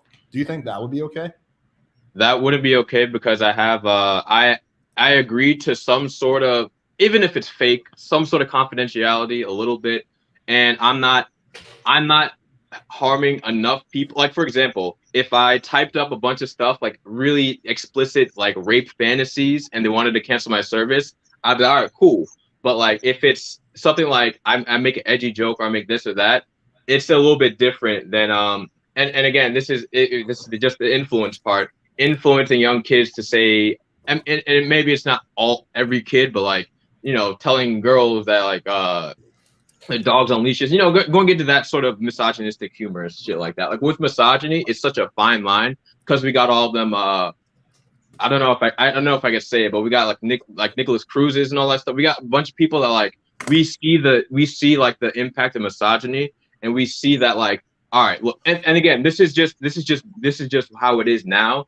It wasn't like this before. You could be a little bit more edgier, but I think the way Destiny put it is fine. It's like we used to be able to say edgy jokes because there wasn't action behind it, but now that there's action behind it, it's going to be less likely that we're going to allow those types of things to fly and stuff like that. So that's why I see it like with the whole misogyny thing, even though you could package misogyny really, really nice, put it in a bow and give it to women and, they'll accept it, but the way he was packaging misogyny and the way he like, and again, remember, we're talking about most people aren't that smart. So like, they're going to just say to like their girlfriend that you should submit to me because you're a woman and I need half your income, stupid shit like that. Like he's negatively affecting people, influence, all that stuff. And I get it. And for me, it's like, for example, if Andrew Tate made a website, do you think he's going to, I think he'll be fine. If he made a website that said Andrew Tate Top G or whatever the fuck, and he'll be fine. Like you could say he needs social media, but like social media doesn't need him. They could deplatform him. And another thing on top of that is we're not talking about. Hey, Top G. Yeah, should we cancel Cardi B too then? Cancel Cardi B for what? I mean, she's talking about using men for money, right? What's the term for this? Like whenever using men for something. Misandry. Is Cardi B misandrous? I don't know if I necessarily agree that she's misandrous. I believe that she was a stripper that did what she had to do to get out of a bad situation, and she's trying to tell her story. And yes, telling your story. What if I don't see it that way? What if I think that's that? Does that mean that we should cancel? Because I think that, even though you think that, go ahead. Then try to cancel Cardi B. She talked about drugging men. She talked about raping men. It's the same thing as Tate. I mean, it's just on the opposite side of the fence. But I don't think if someone says that something you don't like, I don't think the right decision is to cancel them. Exactly. It's either to call them out or to ignore them or to whatever. But I don't think the right decision is. It's a suppression of ideas. That's the thing that I don't like. So much shit on YouTube that I think is so fucking dumb. I think Rollo Tomasi is a fucking dumbass. I certainly don't think he should be canceled. And if he got canceled, I would actually defend him. And if there was something I could do, if YouTube, this will never happen, but if Susan, whatever, I forget her last name, comes to me and says, hey, Alex, you know a lot about Rollo. Should we cancel him? I'm going to be like, no, Susan, don't cancel him. He's a fucking faggot, but don't cancel him. That's going to be my response. So there's a lot of people I don't like, but I don't think they should be canceled. I just either call them out or ignore them. I guess I would ask the question like this, Mr. Top G. What are like specific things that Andrew Tate says that you think warrant him being canceled? Warrants him being canceled. That's a good question. I gotta go back on memory banks, but it was punching. Let's go through them one by one. I think. What was it? Not if he was gay, but if he was a nerd. No. So okay, so I know he said that, but to me that's fine. But I can understand people didn't like that. If it was, what did he say? Are you something about if his son was a nerd, he would have to. It's either him or it's either me or him, because I can't have a son that's a nerd or something like that. That's the type of stuff. Wait, he made a joke that he says he doesn't want his son to be a nerd. Something like that. And he said he'd have to kill him or something like that. To me, it's a joke, but like when you come on with the persona, and also too, we have to include the fact that he was, even though there's not that much around it, he was accused of some things, and like there's some air around him of actually following through with his actions. Let's go one at a time. We can discuss that, but okay. Yeah. So you think that just him making a joke saying that if his son was a nerd, he would kill his son? He should be canceled for that, like edgy joke. I think it should be like, no. How do I say this? Like, it's stuff like that. I just don't remember it off the top of my head, to be honest with you. That's the main thing. I think it was. I just don't remember off the top of my. That's the only issue. I think it was what was it? What was one? I'm really trying to remember one thing he said where I was like, that's gonna sound bad. The submission thing, maybe a little bit, like submission. Women owe something. It was something women owe submission to a man just because. And didn't phrase it correctly, and like I can understand how that comes off as misogynistic. It sounds like all the stuff you're naming is super minor. Like I understand if he's saying, "Yo, let's go kill the Jews," but like it sounds like he made one joke, and then he also like made an incorrect statement so far. I think that a lot of this has to do with the fact that he's just not agreeing with the people that are in charge of the internet at the current moment. Like if it was about anything else, it would be okay, but it's because like for the most part, it just seems like that he was just disagreeing with the people that are the loudest currently online, the Twitter follower type people, which I get to, but I think it's like the idea, suppression of ideas. It's the same thing as like Fahrenheit 42. What's the name of the book? Where they were burning books? 451. Where they're burning the books? We're doing the internet version of that by like taking people down and canceling them. It's the internet version of that. Suppression of ideas, like just because it's like something you don't agree with. Just because, like, all right, so I think the long-term effects of doing something like this are going to really fuck us up because we're creating a policing state. Like, we can say it's like, that we're trying to protect people from like ideas that are outside their own that could hurt them. But why don't we just teach? I think the worst thing that you could do, like, honestly, I don't care about Tate's bank account. I could say fuck Tate. I think he's an okay guy. I don't think I'd be friends with him personally. And I don't agree with everything he says, but I think the act of trying to suppress his ideas and his beliefs are going to have a long-term effect overall. Like, who's to stop him from saying like something else is like, so I think it could be a long-term thing where it's like little by little, like now you can't say that. Now you can't say fucking this. Now you can't say all this other. That's already happening. That's already happening. Andrew Schultz had to take his Netflix special off or something like that. Like he had to take it away from or some certain streaming provider because he had edgy jokes. I mean, but it's already do you think that's okay then? He made $3 million. That's fine. But it's already happening. It's not a valid. That's like about the guy. He could have made. Wait, so it would have been. It would be not okay if he made like if he made $30,000. Then that would. If he made zero. Well, honestly, I don't see comedy as a protected form of. I don't see it as like we need to protect it. But like for example, if he made $0 and he literally killed his income, I would say, yo, that was his only shot at getting his comedy out. Both the internet and the free market, because we're in more of a free market than we've ever been, to be honest with you. So you can get your message out there plenty of ways. And he did it. He released it himself. He made $3 million. What's the issue with but who makes these decisions, right? So who makes these decisions? Because you're saying, okay, well, if he made $3 million, then you can cancel him. But if he made 30,000, then you can't. So who's the one making these decisions here? And don't you think it's important that these decisions are consistent?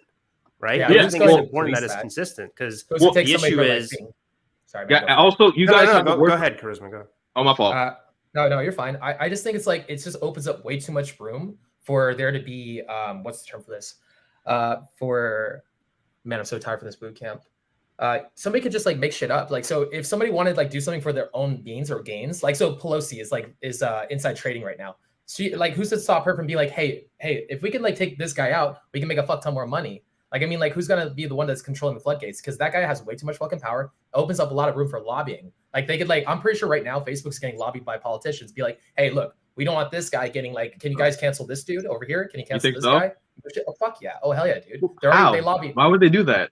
They're already lobbying. They lobby. It's a well-known. Look into lobbying. So lobbying is like, okay. It's what you do is you go underneath the table and you do it for gifts. Usually after they're done with their term to get certain things done while they're in their. It's like Trump didn't become president for the 500,000 a year. There's no fucking way. Neither did Obama. Neither did George Bush. And there'd be not all this infighting if that was just the case. What's going on is that they're able to move the government in a way to make their friends and their politician buddies extra money so that they can give some shit under the table. But I'm sorry, but then I want to go back to the point that Q2 made earlier, in that it happened to Andrew Schultz. I think that's a red herring. Whether it's happening to other people or not is totally irrelevant. Like, for example, I go and I fucking rob Denton and I fucking kill him, right?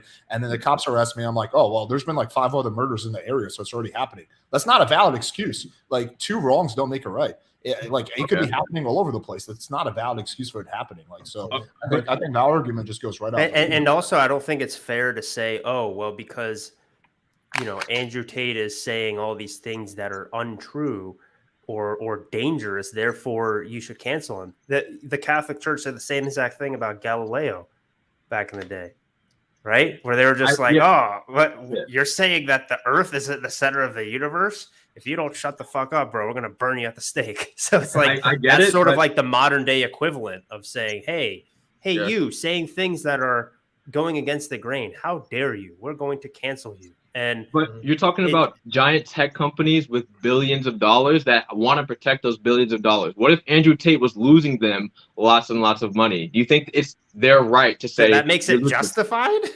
It's their right. They're a private company. There's no way that they're losing money. Let me use this argument. So I have a nice little I have a podcast and it's going really well. And then Denton decides to start his own podcast and he starts stealing my subscribers. And I'm like, fuck, he's taking so much money from me. So I just go and I murder him, right? Does that make it justified? Like, again, like these, like, just because he's potentially losing the money, which he's not actually. If anything, he's gaining the money because he's fucking blowing up the internet. But anyway, like, assume that he is, which he's not. That still doesn't make it right. Just because somehow he's losing them advertiser money, that doesn't make it right for them to cancel them, right? So you have to do things that lose you money because it's the right thing to do. That's not what private businesses do at all. That's never been its practices. I have a private business. That's what I do. I miss out on money all the fucking time. That's your right as a private owner. That's your right. But I'm just saying, like, these companies are making billions and they want to continue making billions. It's their right to say you're losing. Whatever this is losing this money. We're not going to do it. There's plenty of things that they could be doing with the money. What do you think? It's still a private company if the government allows them to buy out all of their competition, so they never have competition? Mm-hmm. That's called a monopoly. Private company. Yeah. That's called a monopoly. Yeah, and that's what they are. Mark Zuckerberg went to trial for that. He went to trial for that. So we can't say the government doesn't care. Well, what is the evidence? They went to trial for that. No, they didn't go to trial for that. What did they go to trial for? It was, I forgot. It was some shit like, it was some Google went to trial for antitrust for sure. I remember that. And Facebook was, I think the Russia. Man, yeah, my knowledge is. It was just one of those hearings that they have just to make it seem like they care, but in reality, they weren't going to do anything. So they can just buy out all of their competition. What's the sufficient amount of evidence to say the government is not in favor of monopolies? What would you want to see? Wait, what? If you're saying the government wants monopolies or the government doesn't care about monopolies because that's what is the government a thinking person? Is the government just like a person? No, the government's multiple people. I'm saying, like, what would the government need to do to make you feel safe to say they're anti-monopoly, especially when it comes to big tech? Oh, they would break up Facebook for sure and Google. That's the only thing. Or not allow them to have bought Instagram in the first place. Okay, let me quickly address it. I want to ask Top G another question. Okay, it's not right for an advertising company to remove someone costing them an advertised revenue. You're joking, Alex. I am absolutely not. Actually, put this comment up. Answer, bro. That was a joke you just made. Nope, it was not a joke. I think as a business, I mean, you can do whatever the fuck you want, but I have the right to judge whether you made the right decision or not. Now, if you're like a big chemical manufacturer, I guess using proper recycling and waste disposal methods is going to lose you money. But if you don't do it, you're a piece of shit because you're littering the planet. I feel like it's the same way for a tech company. They have fucking billions and billions of dollars, and limiting free speech, which they have become the public platform for the sake of making slightly more money, is, in my opinion, unethical. So absolutely, I will double down. All right, so really quickly on that, you can't expect corporations ever, especially because it's a conglomerate of a bunch of people, to ever act ethically unless they are put in some, unless they have to follow certain rules, right? I get that. Right. So that's really the issue. Is they need to. What rule, first of all, did Andrew Tate break on all of these platforms? Right. First, we have to establish that. Well, second, we have to establish. Hold on. Second, we have to establish. Are those rules, should those rules be taken seriously in the same way of other companies where there's not competition, where clearly this has become, these spaces have become a platform and the only platform for people's voices to be heard. So there's two different things going on here, is like to say, okay, well, these are just private companies. There's a whole argument there, which I just totally disagree with. They've become more than just private companies. They're basically entities on their own. And then we have the ethics of like, okay, well, are these companies, just private on their own, or are they something different? And if they are something different, what laws do they need to abide by? And I think that they need to abide by, in my opinion, the federal law, such as like, you have to make a very clear case for taking away someone's freedom of speech in a way, because they're actively threatening someone or whatever. So if Andrew Tate didn't do anything illegal, then, or anybody for that matter, I think it's very simple. If somebody does something illegal, then yes, that's grounds to have them get kicked out. But if they didn't do anything illegal, then at that point, we're just letting the social media companies play God. And I think that's totally messed up. Yeah, that's scary. But I think let's also not pretend like Andrew Tate is losing these social media companies money. He's definitely making them money. Okay. Yeah. Top G, if you have to pick two options, one, Andrew Tate is losing them money. Two, Andrew Tate is making them money. Which one of those do you think is more likely? I gotta think. I think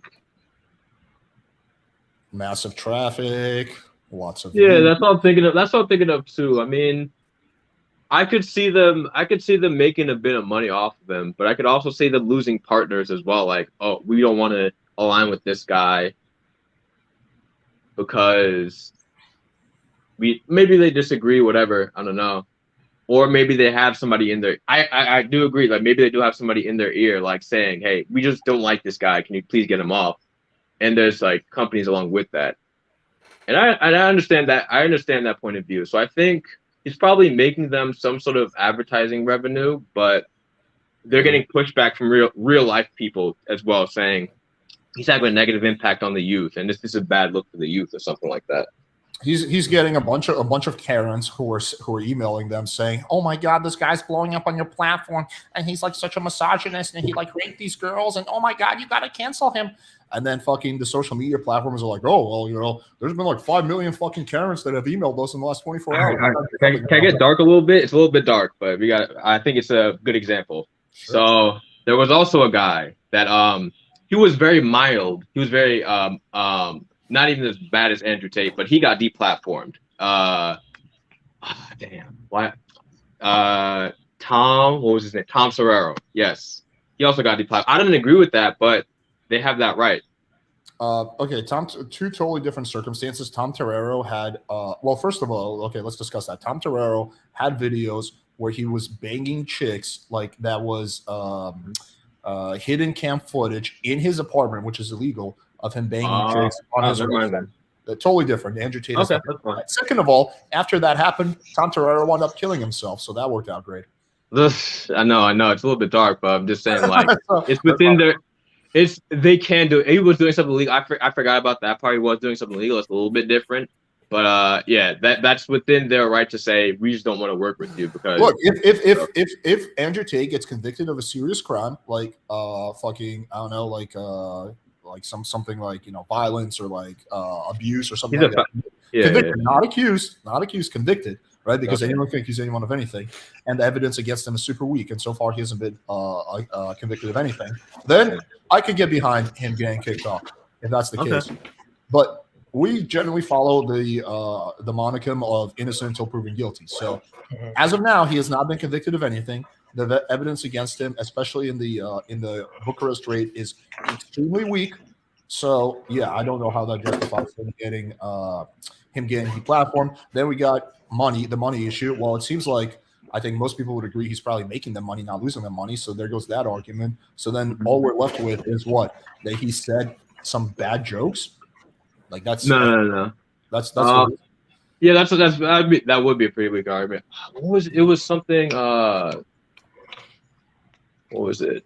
It was something with the raid. I think there, and this is a tough thing to prove, but like just he's really talking about it's kind of like, and I don't necessarily agree with it, but I get why people do it. It's kind of like a rapper living their raps type shit. Like it was something where he deleted a few videos where he said he had to escape Europe or something like that because he got charged with rape or something like that. No, that's not what happened at all. Okay. He made a video where he said that he preferred to move to Bucharest because the laws there are less SJW and you're less likely to be accused of a crime that you didn't commit. That's basically what he said. And he feels safer living in a country like Romania than a country like England. He had some legal issue in England that was largely, it was not rape at all. It was I believe it got dismissed or it got dropped. There was something that was, again, really just like a weird accusation. So there was nothing, there's nothing there. And he didn't really say, I think what a lot of people think he said. He just said that he feels basically safer in Romania because the laws there aren't as crazy towards men.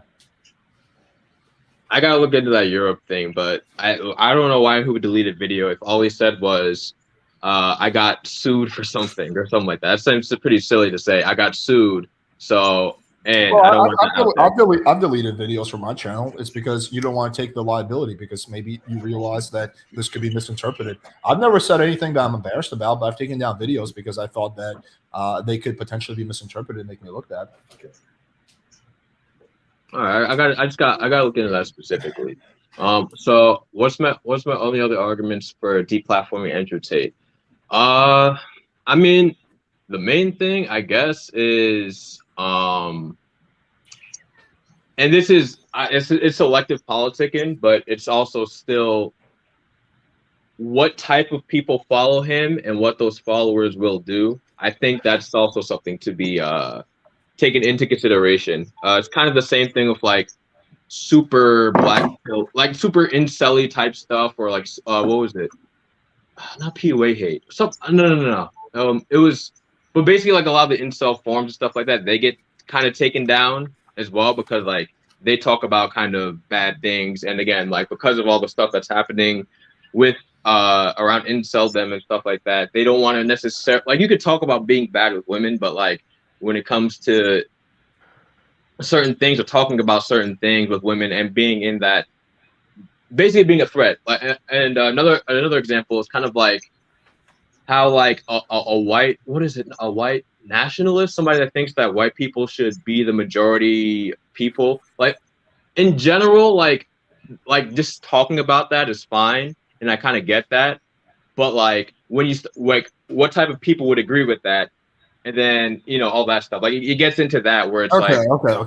I see your argument. All right, let me quickly. The story was that Andrew kicked out one of his camp girls, and she wanted to get paid, so she went to the police, and he won the charges, and eventually moved to Romania. Okay, there we go. Yeah, that's basically what it was. Okay. Yes. Okay, so there was nothing there. Now, in terms of your other point, so basically, a content creator is not responsible for what some crazy ass fan does. So, for example, Eminem, one of the most notorious rappers, he's had crazy fucking fanboys that go out and fucking kill themselves. Should Eminem be like fucking banned? because he has. Eminem's a terrible example. Let's talk about Marilyn Manson.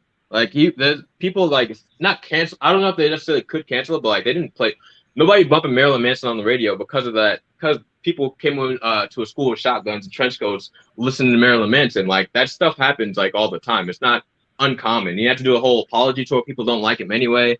All that type of stuff. So like when a group or when you're promoting the ideas that lead to harmful outcomes, I could understand, and even though it's selective, that they don't like that happening. Another example, a lot of rappers get canceled or not.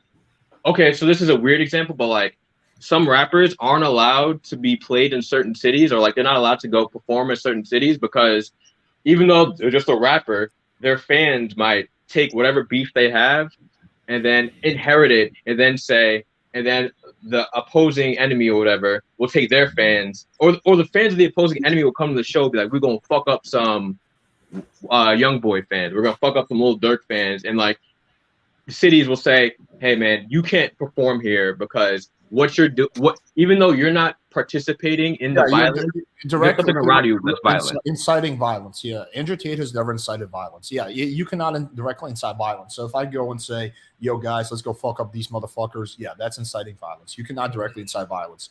That is against the law. But Andrew Tate has never directly incited violence. Just because some like fucking crazy fanboy of his made some weird joke to a girl, that does not warrant him being banned. Like, unless he's directly inciting violence, I see no issue for him to be banned. Yeah, and that's the issue too. Is like a lot of the stuff, especially with misogyny, it's like it's going to be like harmful, but like it has to be really extreme to be considered illegal. So it's like it's tough, but like only thing I can say or know about it is he for sure made some 17-year-old girl cry or say some stupid misogynistic shit. You know, like he's basically a bad effect on the youth, and I think more so than anything, it's like he was a bad effect on one. That's subjective, though. That's subjective. It's very subjective. I completely agree. Yeah. But a lot of people agree with it, and they're allowed to voice that concern to tech companies, and tech companies are allowed to do what they want.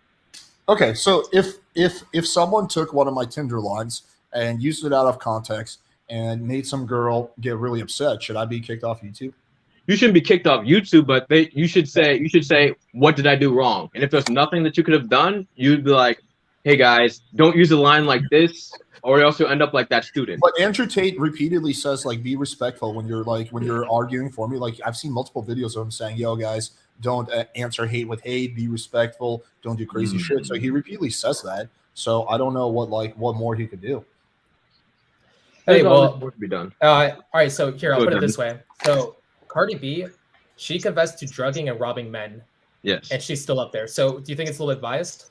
It's biased. Of course it's biased. So should we cancel her too? I mean, like, to me, it sounds like they just cancel because of people. Exactly. Oh, yeah. I don't think they should, actually. Why do we need to cancel people?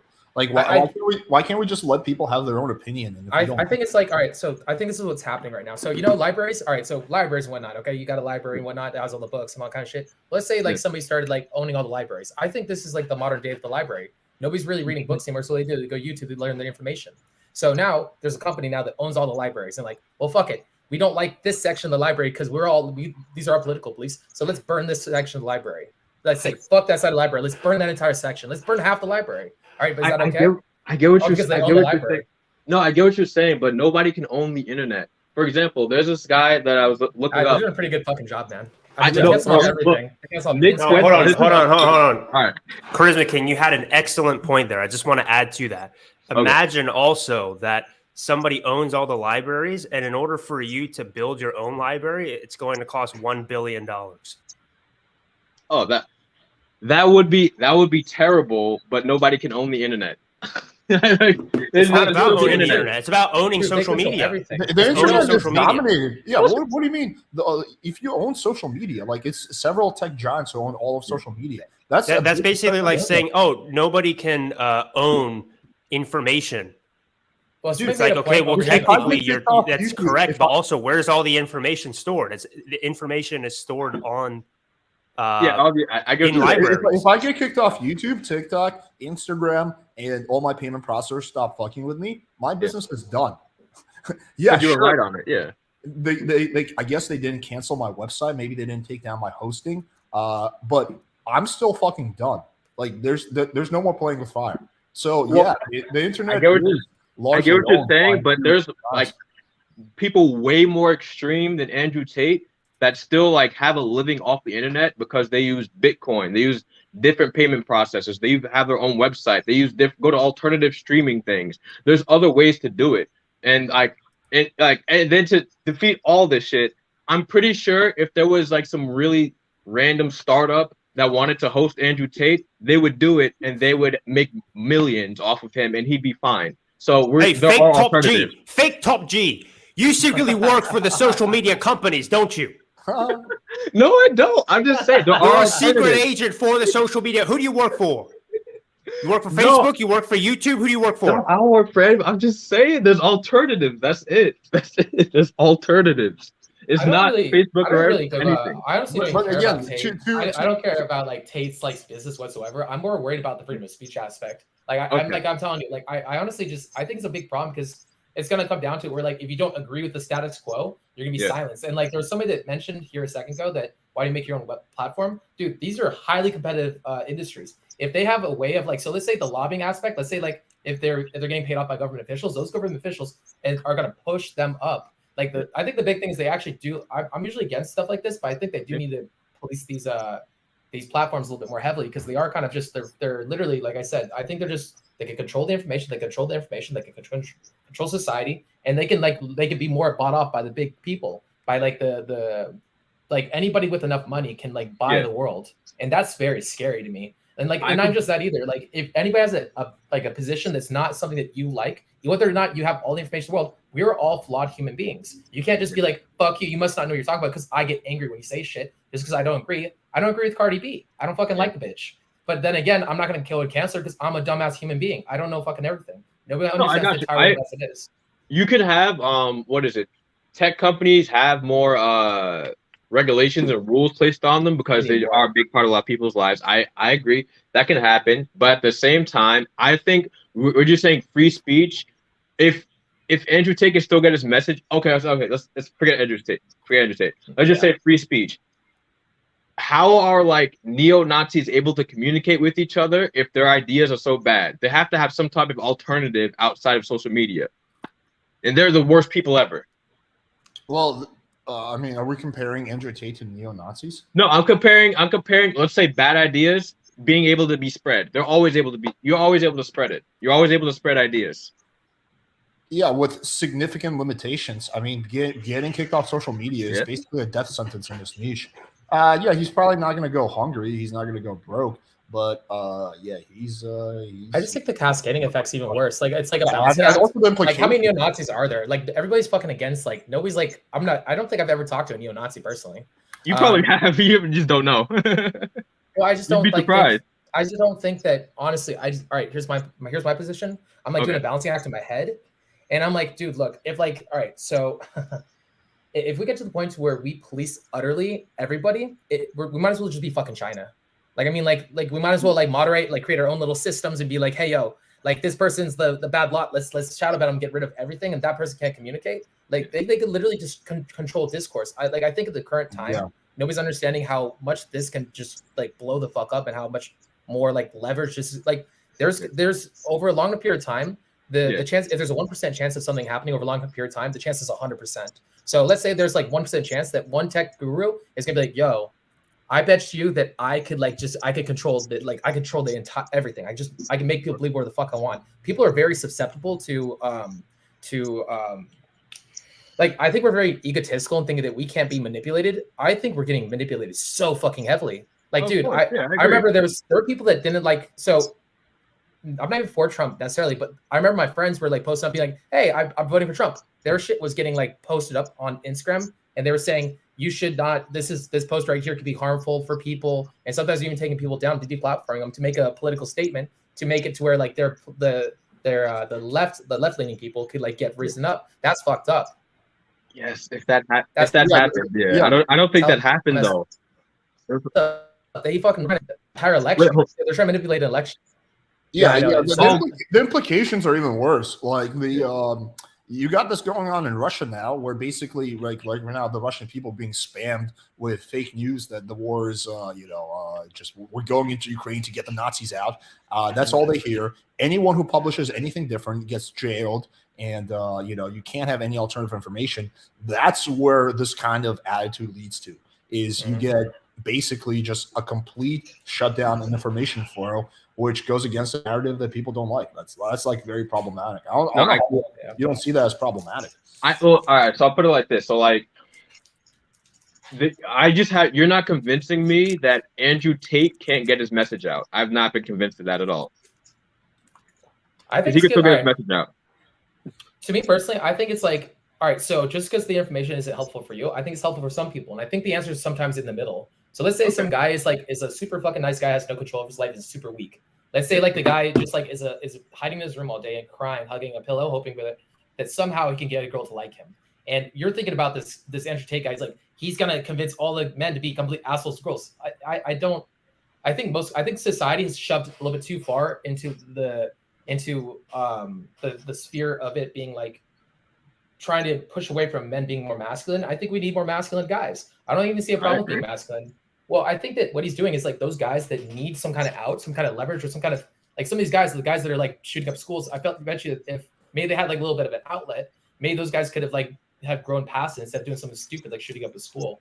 I think sometimes like even though it might not be the right answer for you, even though his content might not help you out where you're sitting, maybe it'll help out another guy. Like sometimes like you want to look and be like, this shit is like stupid for me to like. So as a coach, I've been doing this for a long time. Yeah. You can't coach one guy the same as you can another guy. Sometimes one guy needs something different completely than another guy. Yeah. And like if you try to teach a one size fits all for everybody, it's like you're like maybe somebody will come across the content and power in their life. Yeah, his content didn't help me at all. He didn't teach me one single thing that I didn't know. But I still don't think he should be banned. Like, So just to kind of wrap it up, like, okay, so you're saying he can still get his message out in other ways. Maybe not. Probably a lot less effectively. So what? Even if he can get his message out, that still is not a really good precedent to set for these social media tech giants who pretty much control the flow of information. I'm sorry, but that goes against what you were saying, because if let's say, okay, Parler, that fuck all that Parler. So that's why Parler is popular, because all those people that got rejected by other big tech go to Parler and shit like that. And now that's being built up, and now that's a competitor. So if Andrew Tate gets pushed out, he goes to a competitor. The competitor gets to compete with all these big guys. So if he gets canceled, that's actually good, because now we have more people to help compete with the Facebooks, the Googles, and all that stuff. So it's actually kind of good if he got canceled, because now he can go to a competitor and fight against the Facebooks, the Googles, and all that stuff. And the antitrust stuff is, I agree with it. Go to another social media platform? Is there another social media platform you go to? Yes, is there like what social media platform you go to? Because they pretty much kicking off everything else. I mean, there could be like some like third party that. I'm talking about like a complete monopoly. I'm talking about like I don't know. I'm making this name up, but like fucking like Headbook or something like that. It doesn't really matter. It's just an alternative to what's out there, an alternative to Facebook. Even if it's some weird thing like some random app some teenager started, if they can get a lot of people on it, that's all what social media needs. They need the people. And if they have all these, you could call them different masculine role models on them, and it's like the masculine role model social media app, and it gets really popular, that's a competitor. Dude, I think it's kind of hard for you to appreciate this, maybe because you don't have like a business that's like dependent on social media. But I got banned off Facebook in 2017, and I also got kicked off Stripe. Just those two, and that almost destroyed me. My business barely recovered. If I had gotten kicked off one or two more platforms, I would have been done. It was almost the end of my business. So no, man, like it doesn't work that way. Getting kicked off these social media platforms, especially then having payment processors not want to fuck with you, that's a fucking death sentence. Well, it also does. If 99% of people are on the majority of the platforms, and then maybe so someone mentioned Telegram, maybe Telegram. I mean, how many people are watching videos on Telegram? So if he gets kicked off 80 to 90% of all the stuff that people are watching, that's gonna fuck up the whole freedom of speech aspect. It's already again, it's coming back to burning books again. I just don't like the idea of burning books. The book isn't burned; it's just moved. No, it's burned. Like it's dude, moved. They moved it. It's a different place. You have to go to a different watching place. videos? Time the fuck out. Are you watching videos on Telegram? I'm not watching videos on Telegram. All right. What if your grandpa? So everybody loves their own platform, right? If you like watching videos on Instagram, this. People are not going across the like. What it is public discourse. So like there are people that are only watching Instagram. There are people that only watch YouTube. There are people only watching this, only watching this. So let's say 80% of people are only watching these platforms, and there's like 20%. Now they never hear this guy named Andrew Tate that or let's say like you're trying to decide who to vote for in presidency. 80% of the platforms where they only watch the platforms of these videos, where somebody's like, hey, I think that this is a great idea over here. I think that this guy made a good point. Oh, then like they're like, well, fuck this, is, fuck the rest of this shit. Let's you're losing out on like 80 to 90% of everything, so they can control the way that society views the world. They can literally manipulate all the little fucking like cogs and pegs. They can manipulate the world to do what exactly they fucking want. And that's the thing that I don't like. It's like it's not like everybody's watching all these different platforms. You're watching maybe one or two platforms where you're watching. You're not going to watch all of them, so you're not ever going to hear about Andrew Tate again. And like I'm not going to go watch Andrew Tate on like fucking Telegram. I'd rather watch him on YouTube. Like, because I don't know fucking Telegram. I don't know how to even navigate it. I'm old fuck. I'm like 30 years old now. So like, dude, I'm Asian, dude. And like, not to mention these older people that are above the age of 40, they don't know how to fucking use anything other than Facebook.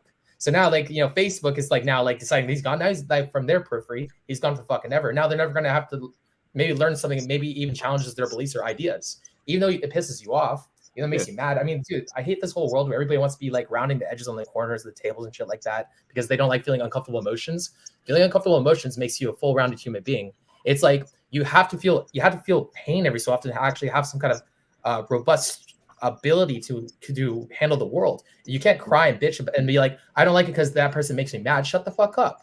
Hear it out. Like, at least play out the alternatives. Like, people didn't even study this shit. People are like, yeah, he's definitely a rapist because he did this, and then like find out like later, no, he got exonerated. Nothing even fucking happened to him. It's some girl just being mad at him. Like, some girls just pissed off at them because they want their beliefs like double down on because they don't like the fucker. They're like, yeah, it definitely is, and they should just fucking study. If you want to get so mad about Andrew Tate, fucking look into it and actually decide. Maybe I'm wrong. Maybe I'm fucking wrong. I'm not 100% right in everything. Maybe I don't fucking know what the hell I'm talking about.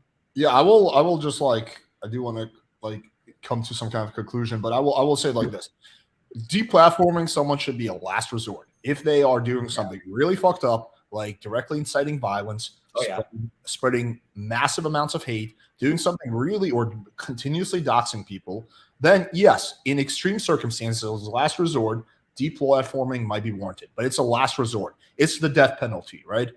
Typically, if you do something bad, YouTube just maybe gives you time out for a week or something like that. Deplatforming is the death penalty when it comes to this kind of shit. It's the last fucking resort when someone did something really, really bad. Andrew Tate did not do anything that even closely comes to that point. He made some bad jokes. He was hyperbolic. He said some dumb shit, but he did not directly incite violence. He was never convicted of a crime. He never directly told his followers to harass anyone. In fact, he did the opposite. He told his followers to be respectful to the people. So you may think he's a dipshit. You may think that he's overrated. Sure, you're entitled to your opinions. Doesn't mean he should be deplatformed. Yeah. Well, I think it's come down to politics where you decide like that doesn't agree with my beliefs. You're gonna like you're not gonna cancel Cardi B, but you're gonna cancel Andrew Tate. Like it's a political move. It's like because he doesn't agree with like the people that are controlling the internet right now or their personal standings. So like the world's not gonna hear about him anymore. So now we're gonna like control like the public discourse, and not like may let people have their own ideas and opinions. And I will say this: I've seen feminists and like people on that other side say far, far, far worse things, far more insightful of violence and far shittier, nastier things. Mm-hmm. And they have had zero issues with their social media platforms. For God's sakes, that fucking chick, what's her name? The one that roasted me on TikTok, that really big content creator. Dude, she was fucking vicious. Andrew Tate never did even anything closely that bad. I mean, she insulted my like looks. She said that I'm like a pedophile, like so many fucking baseless accusations. They didn't do a single thing to her, right? So, Drew, right? That's the term. So, like, if someone like that can stay up, then Andrew Tate should certainly be allowed to stay up. I've never seen Andrew Tate like literally fucking spend all his energy insulting one person and with personal attacks and slander statements. So yeah, I don't know. Massive double standard. No, anyway. I agree. It's biased. I just think again they're allowed to be biased. We could hope for the best, in terms of being fair. And then on top of that, there are alternatives. Like, for example, if you're not going to go to Telegram video, if you're a super diehard fan, you might go to Telegram for your favorite content creator, Andrew Tate. That's like the same thing with like people getting banned on Twitch. There's a bunch of people banned on Twitch that are now on YouTube. Now, if they get banned on YouTube, that's different, but there's always going to be, there are so many alternatives. I just don't see canceling as that big of a deal, to be honest with you. And that's kind of my stance. That's because you're not. That's not because you're not a content creator. Try being content creator and then try being canceled, and then you can tell me it's not a big deal. I've been very partially, like, I have not experienced, thank God, a fraction of the canceling and deplatforming that Andrew Tate had, but I experienced a little bit of it, and the toll it took on my business is fucking devastating. So, yeah, try being in that position, and you can tell me it's not. Well, here, I'll put it this way. So back in the early 1900s, they decided they're going to put kids to work in the factories, and they had their fingers cut off and shit like that, work up since the age of 6. And now all the companies are competing against each other. So the only way they can be competitive is to make other children work their factories. So even if the owner doesn't want to have children work his factories, he has to be competitive with the people that are around him. So he's like, fuck, I have to make children work the fucking factories. Until the government came in and was like, that's not ethical. Like, maybe we shouldn't have kids, like, you know, and they're like fucking working until they're like at the age of like 4, 5, 6. And can you just imagine that shit? So to me, I think it's like, now we need some new laws enacted. I think it's gonna be a while until we do it. I mean, because like we're like, nobody really knows the fucking answer, but I think there is like there's pitfalls and things that people aren't understanding about the fact of like deplatforming. When you deplatform somebody, it's a lot more. I mean, it's not this cute, funny thing anymore. Facebook used to be this cute, funny thing where it's like, oh, look, all the memes and shit, like, that's so cute. Now it's becoming something that's a big political factor. It's now the 5th branch of government. The news channels decided, like, I mean, it's another level. It's even more potent than news. Like, this shit can like just straight up brainwash people. No, I agree with you because of the Russia thing. They got in trouble for the election and something like that, right? Like Russia like played some ads or something like that. Facebook got in trouble for that. So I agree. Like, they are a little bit too powerful sometimes. They need regulations. I think the argument of saying that like because they own the business, they can do what the fuck they want. I think honestly, like, I don't think they necessarily even want to do what they're doing. I think they have to keep competitive. To keep competitive with, like, I think we should, even for their benefit, we should put up like laws and restrictions to keep them so they don't have to compete by controlling freedom of speech. Because like I just see this becoming a big cascading effect. We need to like figure this shit the fuck out. I mean, otherwise it's gonna cascade into something I don't think anybody interpreted or anybody had planned for. Like, we need. We don't want to be like Russia or China. Let me just quickly address this. There's still a video of him slapping and roughing up a cam girl, so that's kind of illegal. I did see that. Oh no, that was no. Actually, so he was talking about this. That girl, that was consensual. So that's what Andrew Tate claims, that they were just doing some BDSM role play. She made a video saying that that's what she did. I don't know if that's true. Maybe he's lying. Maybe he's not. Well, maybe she's lying too. Maybe she beat her and now maybe they're both lying. Maybe it is possible that he paid her a massive amount of money to say that. I don't know. But what I do know is that he has not been convicted of a crime. He has not been accused of a crime. So someone who's not been convicted or accused of a crime, that's not actually, we can't jump to the conclusion he committed a crime. I'm just saying, I don't know. Maybe he did, maybe he didn't. But that to me is not convincing enough. If he gets convicted of a crime, then yeah, sure, kick him off. But that's not what happened. All right. One last analogy I'll make, that I'll probably head out of here. I didn't know there was another guy waiting. No, but there's no one waiting. But yeah, I do want to wrap up. So go ahead. Oh, okay. Yeah, nah. I think you guys are aware that Chris Brown is technically canceled, right? Like, he's like a lot of us stuff. Like, he's not on big radios. He's not allowed to go to award shows.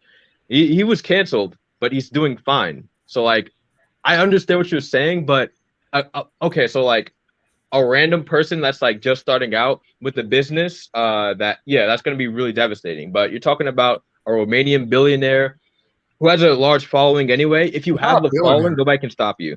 He's not a billionaire. No, like I'm saying, like in terms of like what he can do with the millions that he has in Romania, he's basically like a billionaire there, or he has like equivalent. That's what I meant. Like, he has like a lot of money. He can bribe people. Like, you know, he's pretty like. He doesn't have enough money to bribe YouTube. He's certainly not in America. I'm talking about in Romania, in his where he stays.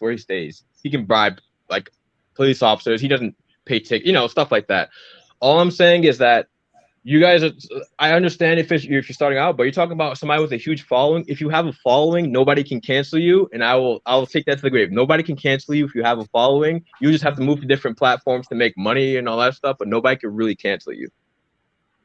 Yeah, I don't care. Like, see, I know that Alex feels differently about this with me. I think this is where Yumi, like, I don't even care about how much money Chris Brown is making or like the fact, like, I mean, it would suck for me if I got the platform. That fucking would be heartbreaking, honestly. But then again, I think the big thing for me personally is the freedom of speech aspect and what this means for like the world. I think we're fucking up hard. I mean, yeah, I mean, Chris Brown, like, cool. I don't even like the fucker, to be fair. I mean, he makes great music. But for me, it's just like, I mean, I just think about the fact how this could just really negatively affect the world. And like, I don't think that people are understanding that yet. I mean, yeah. Anyways, Alex, you can go down the line with your part of the. No, I mean that's it. I'll agree with you, son. I mean, I can add a lot more on that, but yeah, I agree with what you're saying. I mean, I think the bigger issue.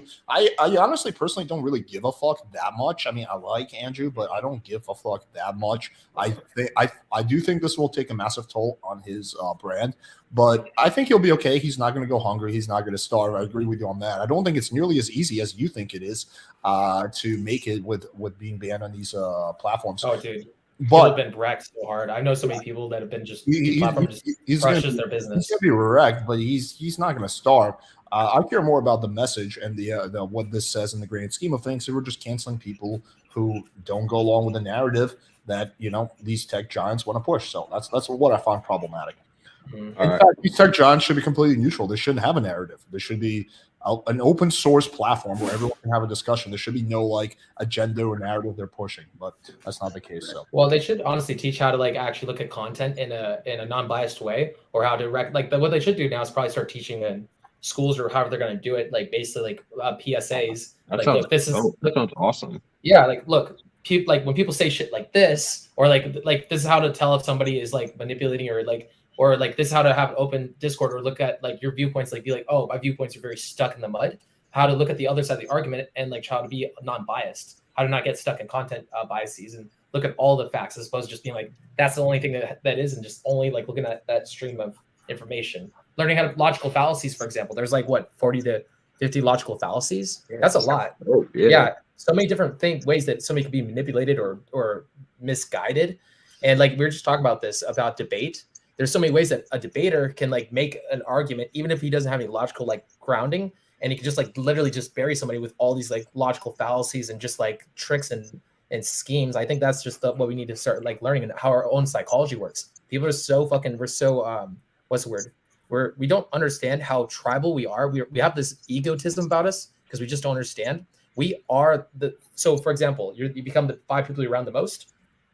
Yeah, that's just how we work. Like, dude, like we're constantly, like, if you hang around me on an island for a long time, I said the sky was red every day, and I was just nuts out of my mind. You start being like, man, that sky's kind of red, isn't it? Like, dude, like you watch social media for a long time, and everybody on social media is saying something. You're gonna start believing it over a long period of time. Yep. So that I completely go with what Den said. Basically, I think that we should teach people how to figure out biases, figure out their own mind, and that should be the real solution. I don't care about canceling. Me personally, I just don't care about canceling that much. I don't think that's a really big deal. I think we should just teach people how to. You could say take a joke, but teach their own fallacy, teach their own mind, teach them how to assess things so they don't get fooled. And they did do that with like newspapers because maybe it came up slow enough. With internet, it came up so fast, it's just hard to teach how to spot fake shit. Yeah. Cool. All right. Cool. Awesome. Thank you, Top G. We appreciate you. All right. Interesting. Where's Kevin? I don't know. He became a top G and I'm still here. I just had to go make some popcorn. It was actually funny. I wanted to smoke this during the podcast just to fuck around a little bit. I'm gonna find my lighter though. Well, you can do it. We don't give a shit. But yeah, let's. That was a really civil debate, though. I really enjoyed talking to that dude. Yeah, pretty much most of my debates are quite civil. Yeah. Let's do like 10 minutes of Q&A maybe. Okay. What questions do you guys have? You're rich. It doesn't matter if you're the platform, you're a guy. You shouldn't care that you got raped. Whoa. He's just like making an analogy. Oh. Yeah. I think that's actually a pretty good point. It's like, you just assume what you think is going through the mind of somebody who got deplatformed? Do you just assume based on your own values that they're going to be okay, which is a lot to assume. That's the entire problem in the first place. Yeah. Is everybody just assume, basically saying, oh, well, we know what's best, so therefore we're going to cancel you. And that's okay because based on our values, it makes sense. But the whole entire point of freedom of speech is it's a way for people with differing values, conflicting values to get along, right? And you automatically violate that by canceling people. Yeah. Absolutely. Cancel culture, not cool. Hey, I have a question for you guys. Who do you want to be the fourth musketeer for the podcast? Ideally, someone that you've seen me talk to, because it's going to be pretty hard to get a new person on. But yeah, anyone you've seen on my podcast, let me know, and I'll try to get them on. But don't say something like crazy, like Tristan Tate. Like I'm not going to be able to get him on. But like someone reasonable, like someone who you think I could get on. Maybe I've done like more than one podcast with them. Let me know in the comments, and I'll reach out to them. Because we need a fourth musketeer. How about this guy? No, I just made a video about him today.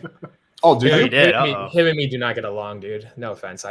Him and me don't get along. Dude, him and I get along great. He's like one of my best friends. So, I mean, if he could be on here, it'd be okay. Like I wouldn't mind it, but I don't think he would be okay.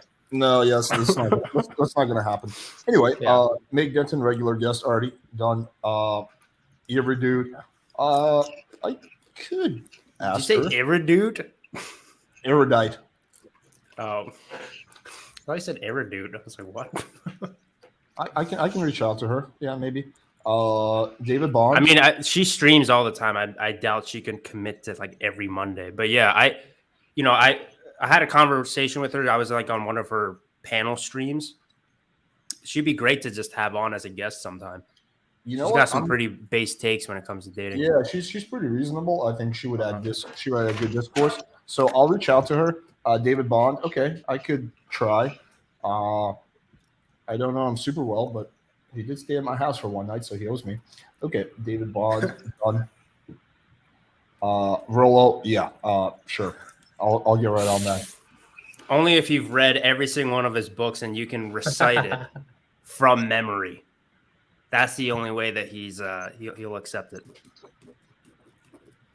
Only if you suck his dick the entire stream. That's the only way that he's gonna come on. Kezia, time difference. Yeah, that wouldn't work. She's UK time and she goes to bed like early, so yeah, with the time difference it wouldn't work. Otherwise, yeah, he's been fucking dodging my podcast request for ages, so I'm not gonna be able to get him on. Oh, well, who? Mystery? Yeah. Why would he dodge? What the fuck? He's a little bitch. No, I've met him a few times. He's a lazy dude. He's a lazy dude. Dude, I've run boot camps with him in the past. It's just like he's dude. He made me really sad. Actually, I liked him originally. Kind of put I was like, oh, one of my meet your idols in person. You're like, God fucking damn it. You're in a boot camp with Mystery? Yeah, one of my friends is a celebrity host, and he ended up he knew that I was a dating coach. He's like, hey, let me invite Mystery and his boys out, and he's like, he turns to me and he goes, yeah, so I only do this like 2 days out of the week, and guess what? The other 5 days I have to do nothing. I got to do nothing. I used to lay down on a bed, and I'm like, oh my fucking god.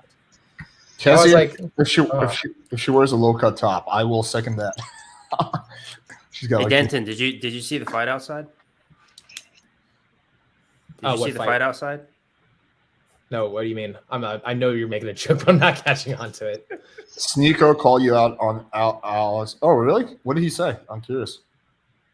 Like right now? Yeah, he's streaming now. Yo, get Sneako on the pod.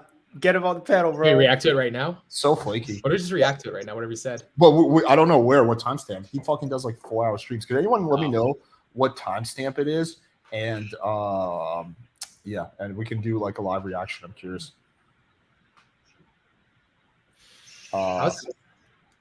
That chick that Rollo's mod was pretty good. Oh, he's talking about. We could potentially get her. I don't know if that would be Portia. Yeah, I don't know if that would be like our best option though.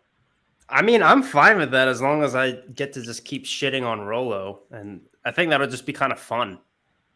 It'll me just being like I do think saying having why Rolo's terrible and then her white knighting for him. I'm thinking like having a girl on would actually be good. Like I think the fourth person should be a girl. It will add some balance. Who is there other than Torsia? I'm trying to think of anyone else. Every dude is a possibility. I wouldn't put it a high probability, but I think it's like a 30% chance, maybe. Well, I think she's definitely down to have conversations. I think it's just tough to commit once a week. Because I think if she streams every day or like 5 days a week, then automatically 20% of her time is ours, right? So. Do you guys want it to be Torsia? Let me know in the chat. I don't know. Dude, I don't mind Torsia as long as she's like doesn't. I like her as a person. I just doesn't try to start randomly fondling Rolo's balls while we're having a conversation, or she just starts bringing up the gynocentric social order. Yeah, unironically, well, it could create some good discourse. Yeah, but you and her had a good conversation. Yeah, it was largely about Lyme disease, but yeah. We'll just make it the Lyme disease podcast then. Okay, what are people saying? Just Pearly thinks she's not going to do it. She's too popular. she's gonna big time us. Yeah, she's getting too popular now. I had her on. Like, you know, she came on my stream once and she was like, I left for a second and then somebody mentioned like, oh yeah, Kevin, and she was like, who's Kevin? I'm like, the guy whose YouTube channel you're on. What the fuck? Disrespectful, man. You know, it's actually funny. Do you know how I found out? So I knew Avery for like a month and a half, and he never told me he did YouTube. He was a super cool ass guy. He was great with women. So we're out approaching girls on the strip every day, and I didn't have wings because of COVID, and I found it like so. We were both on your cast, Alex, and I just see him in the bottom right hand corner. I'm like, Avery, like what the fuck are you doing here? And that's how I found I was a YouTuber. Oh, that's funny. Wait, was this when you were already posting YouTube videos yourself? Oh yeah, I was actually bigger than Avery at the time. Oh wow. Mm-hmm. Right on. You gotta catch him, bro. Dude, I'm trying to now. My channel started catching a lot of wind. It's grown about 500% so far in the past 2 months. Nice. Holy shit. Right on. Mm-hmm. Cool. Very nice. Yeah. Blowing the fuck up finally. My version of blowing the fuck up. I'm not on Alex's level yet or yours, but we're getting there. You know, I'm growing little by little. I think your channel's probably about the same size as mine. Oh, okay. I don't know. Mine's weird. It's like it's all fully contingent on the types of videos that I post. I don't know. It's odd. Well, so I'm writing down a bunch of YouTubers that you guys have been mentioning. I actually should look at yours too. I'm trying to because I'm not even watching Alex's most of the time. I'm watching like stupid nerdy shit. Like I study all the time. I should be studying like other people in my niche more.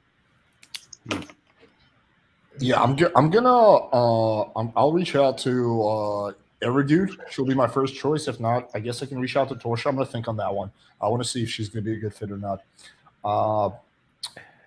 Maybe we need like a. I don't know. I'm gonna think about it. Jason James, yeah, he's trying to stay off. He would do it. Me and him are actually really good friends, but he's trying to stay off like the radar. I don't even know who that is. Yeah, he's more old school, but he's really solid. Oh my god, I have the perfect person, Alex. Okay, well, tell me. Don't hold back the suspense. Charisma on command. He's like 10 million subscribers. He's not. How about Charisma Queen? Oh, Austen trying to make a joke. Haha. I don't think that's the real Austen. You don't think so? I mean, look at the profile picture.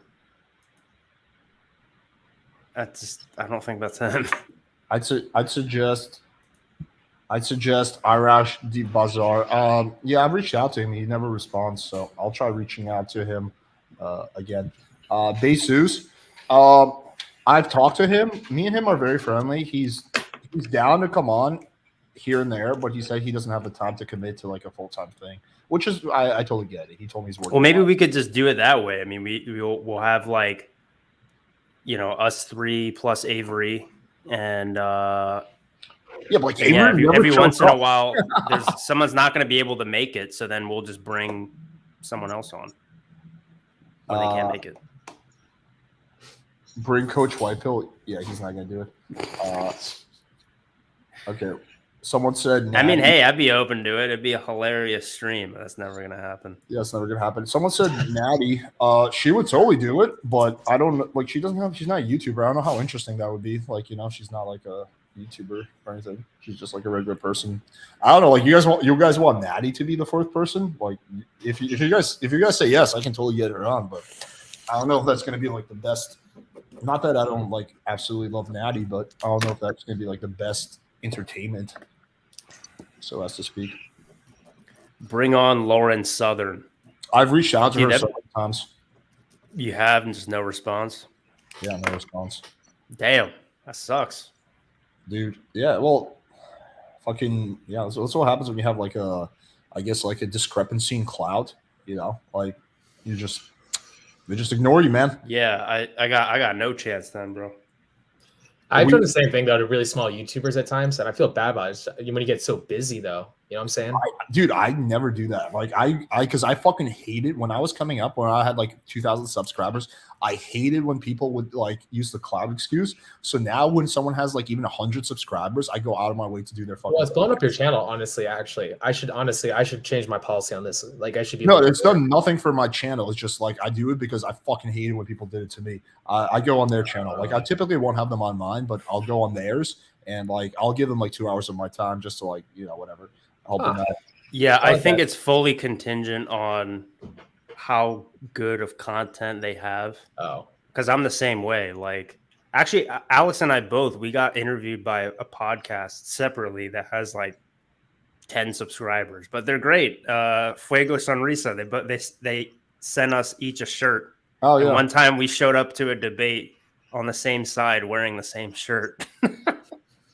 The same Fuego Sonrisa shirt. Oh, the first one with Austen. Benedict Austen, when that happened. Destiny, I don't think I can reach out. I'll reach out. Dude, there's no way he's gonna do it every Monday.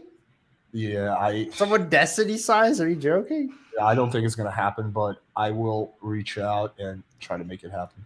It doesn't even matter. We could have the biggest podcast in the world. None of these streamers are going to commit to like the same day every week. Yeah. One of the simple pickup guys, I've reached out to them. Why not just Indian P? He's good. He is good, but I don't think he's actually cut out for like this type of thing. Destiny's always streaming. Well, I'll send him an email tonight. We'll see. That would be interesting. It'd be cool to have him on the show once or twice. But like, I can't imagine that he'd want to do it like every week. That said, when I make the Rolo video, please send that to him. That's all he's got to. That's all he's got to watch, and he'll understand. Reach out to Social Animal. Already done. We're actually talking. He said he's going to come on at some point. Okay. Well, anyway, I think that's basically we basically covered it. Denton's fucking. My dog's like chewing some random shit. And Denton's camera died. All right, cool. So, any questions that we can enter? We can quickly answer before we call it. What about Hunter Avalone? I don't think he would be a good fit. How about this guy? Don't think he would be a good fit. Fair enough. Yeah. We'll think about it, Yeah, we'll think about it. It was kind of unexpected that we'd have to make this decision. But, yeah. Whatever. It is what it is. I'm gonna take massive amounts of kratom tonight and really brainstorm. It makes me creative.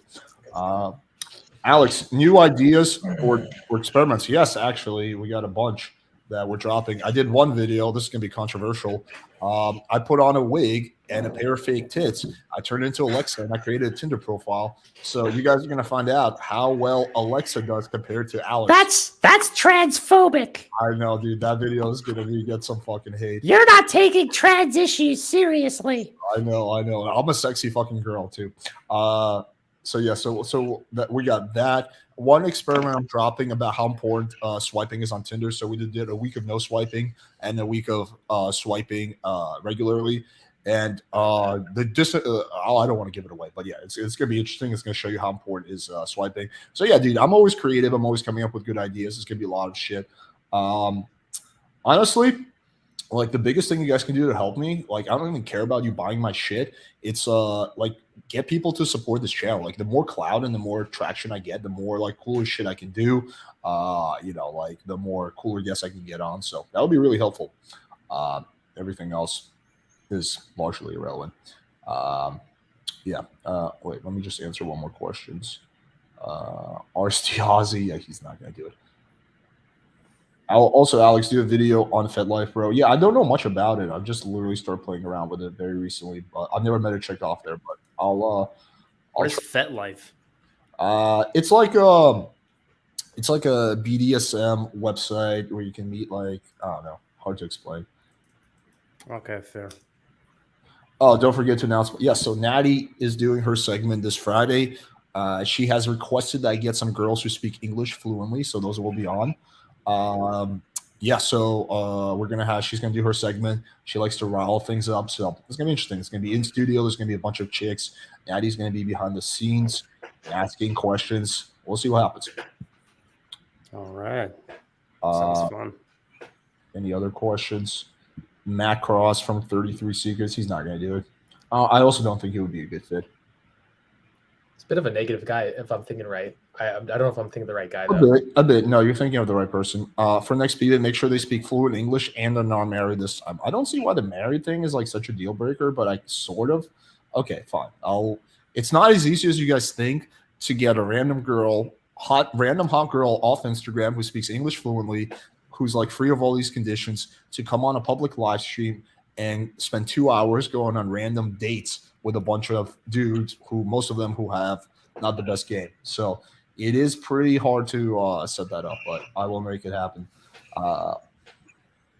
I refuse to pay girls any money. I will not, even if it's $1. I will not do it if I don't know. It kills me. So I don't care if a girl wants like $1. The answer is no. I never pay for appearances. Make you a simp.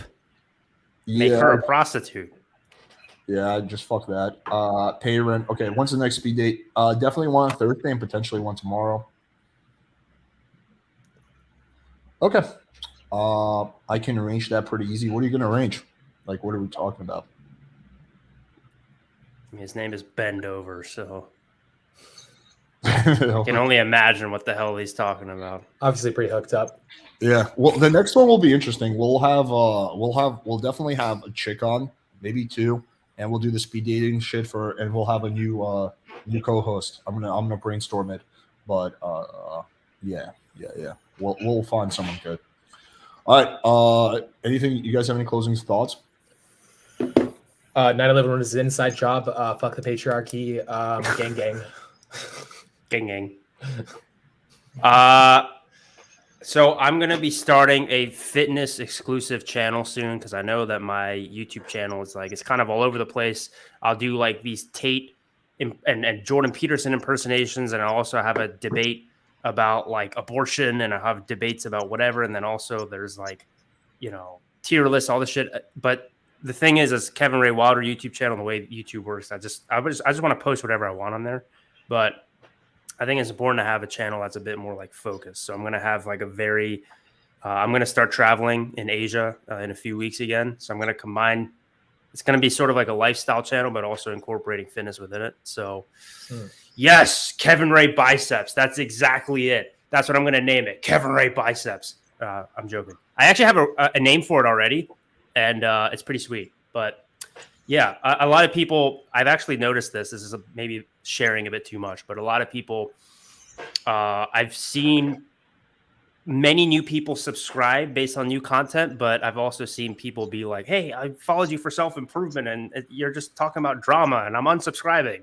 It's like, So I want to be able to make sure that I have both people. I don't ostracize anybody, So anyway, that channel's coming out soon. Be on the lookout for it. That's all. Have a prize for the guy who the girl picks. It's actually a pretty good idea. That's a pretty good idea. Free virtual blowjob from the girl. I'll think of that. Not a bad idea though. She needs to take whatever phallic object is near her, and then needs to start making some noises, and then the other guy can turn his camera off and let his imagination go wild. That's his prize, and you guys get to watch. Did Austen get canceled? No, he did not get canceled. He left on his own free record. He's still posting in the comments. Yeah, he's working on a project. He said he'll probably pop on in like 3 months when he's done with it. Okay, that's the prize. The Austen dildo. Oh my god, Austen. That's the real reason Austin's not here anymore, guys, is because he's going to be very busy hand delivering 22-inch dildos to whoever wins the speed dating from now on. That's his new job for the podcast. Austen Summers will show up at your door and hand you a 22-inch dildo if you win the speed dating competitions. He's not going to hand it to you. He's going to shove it right up your ass. He's just going to assault you with it. But that's the prize. That's the fun part. Who doesn't want to be assaulted with a 22-inch dildo from Austen Summers? Alex, would you ever fuck a fan? A female fan? I would, and I have.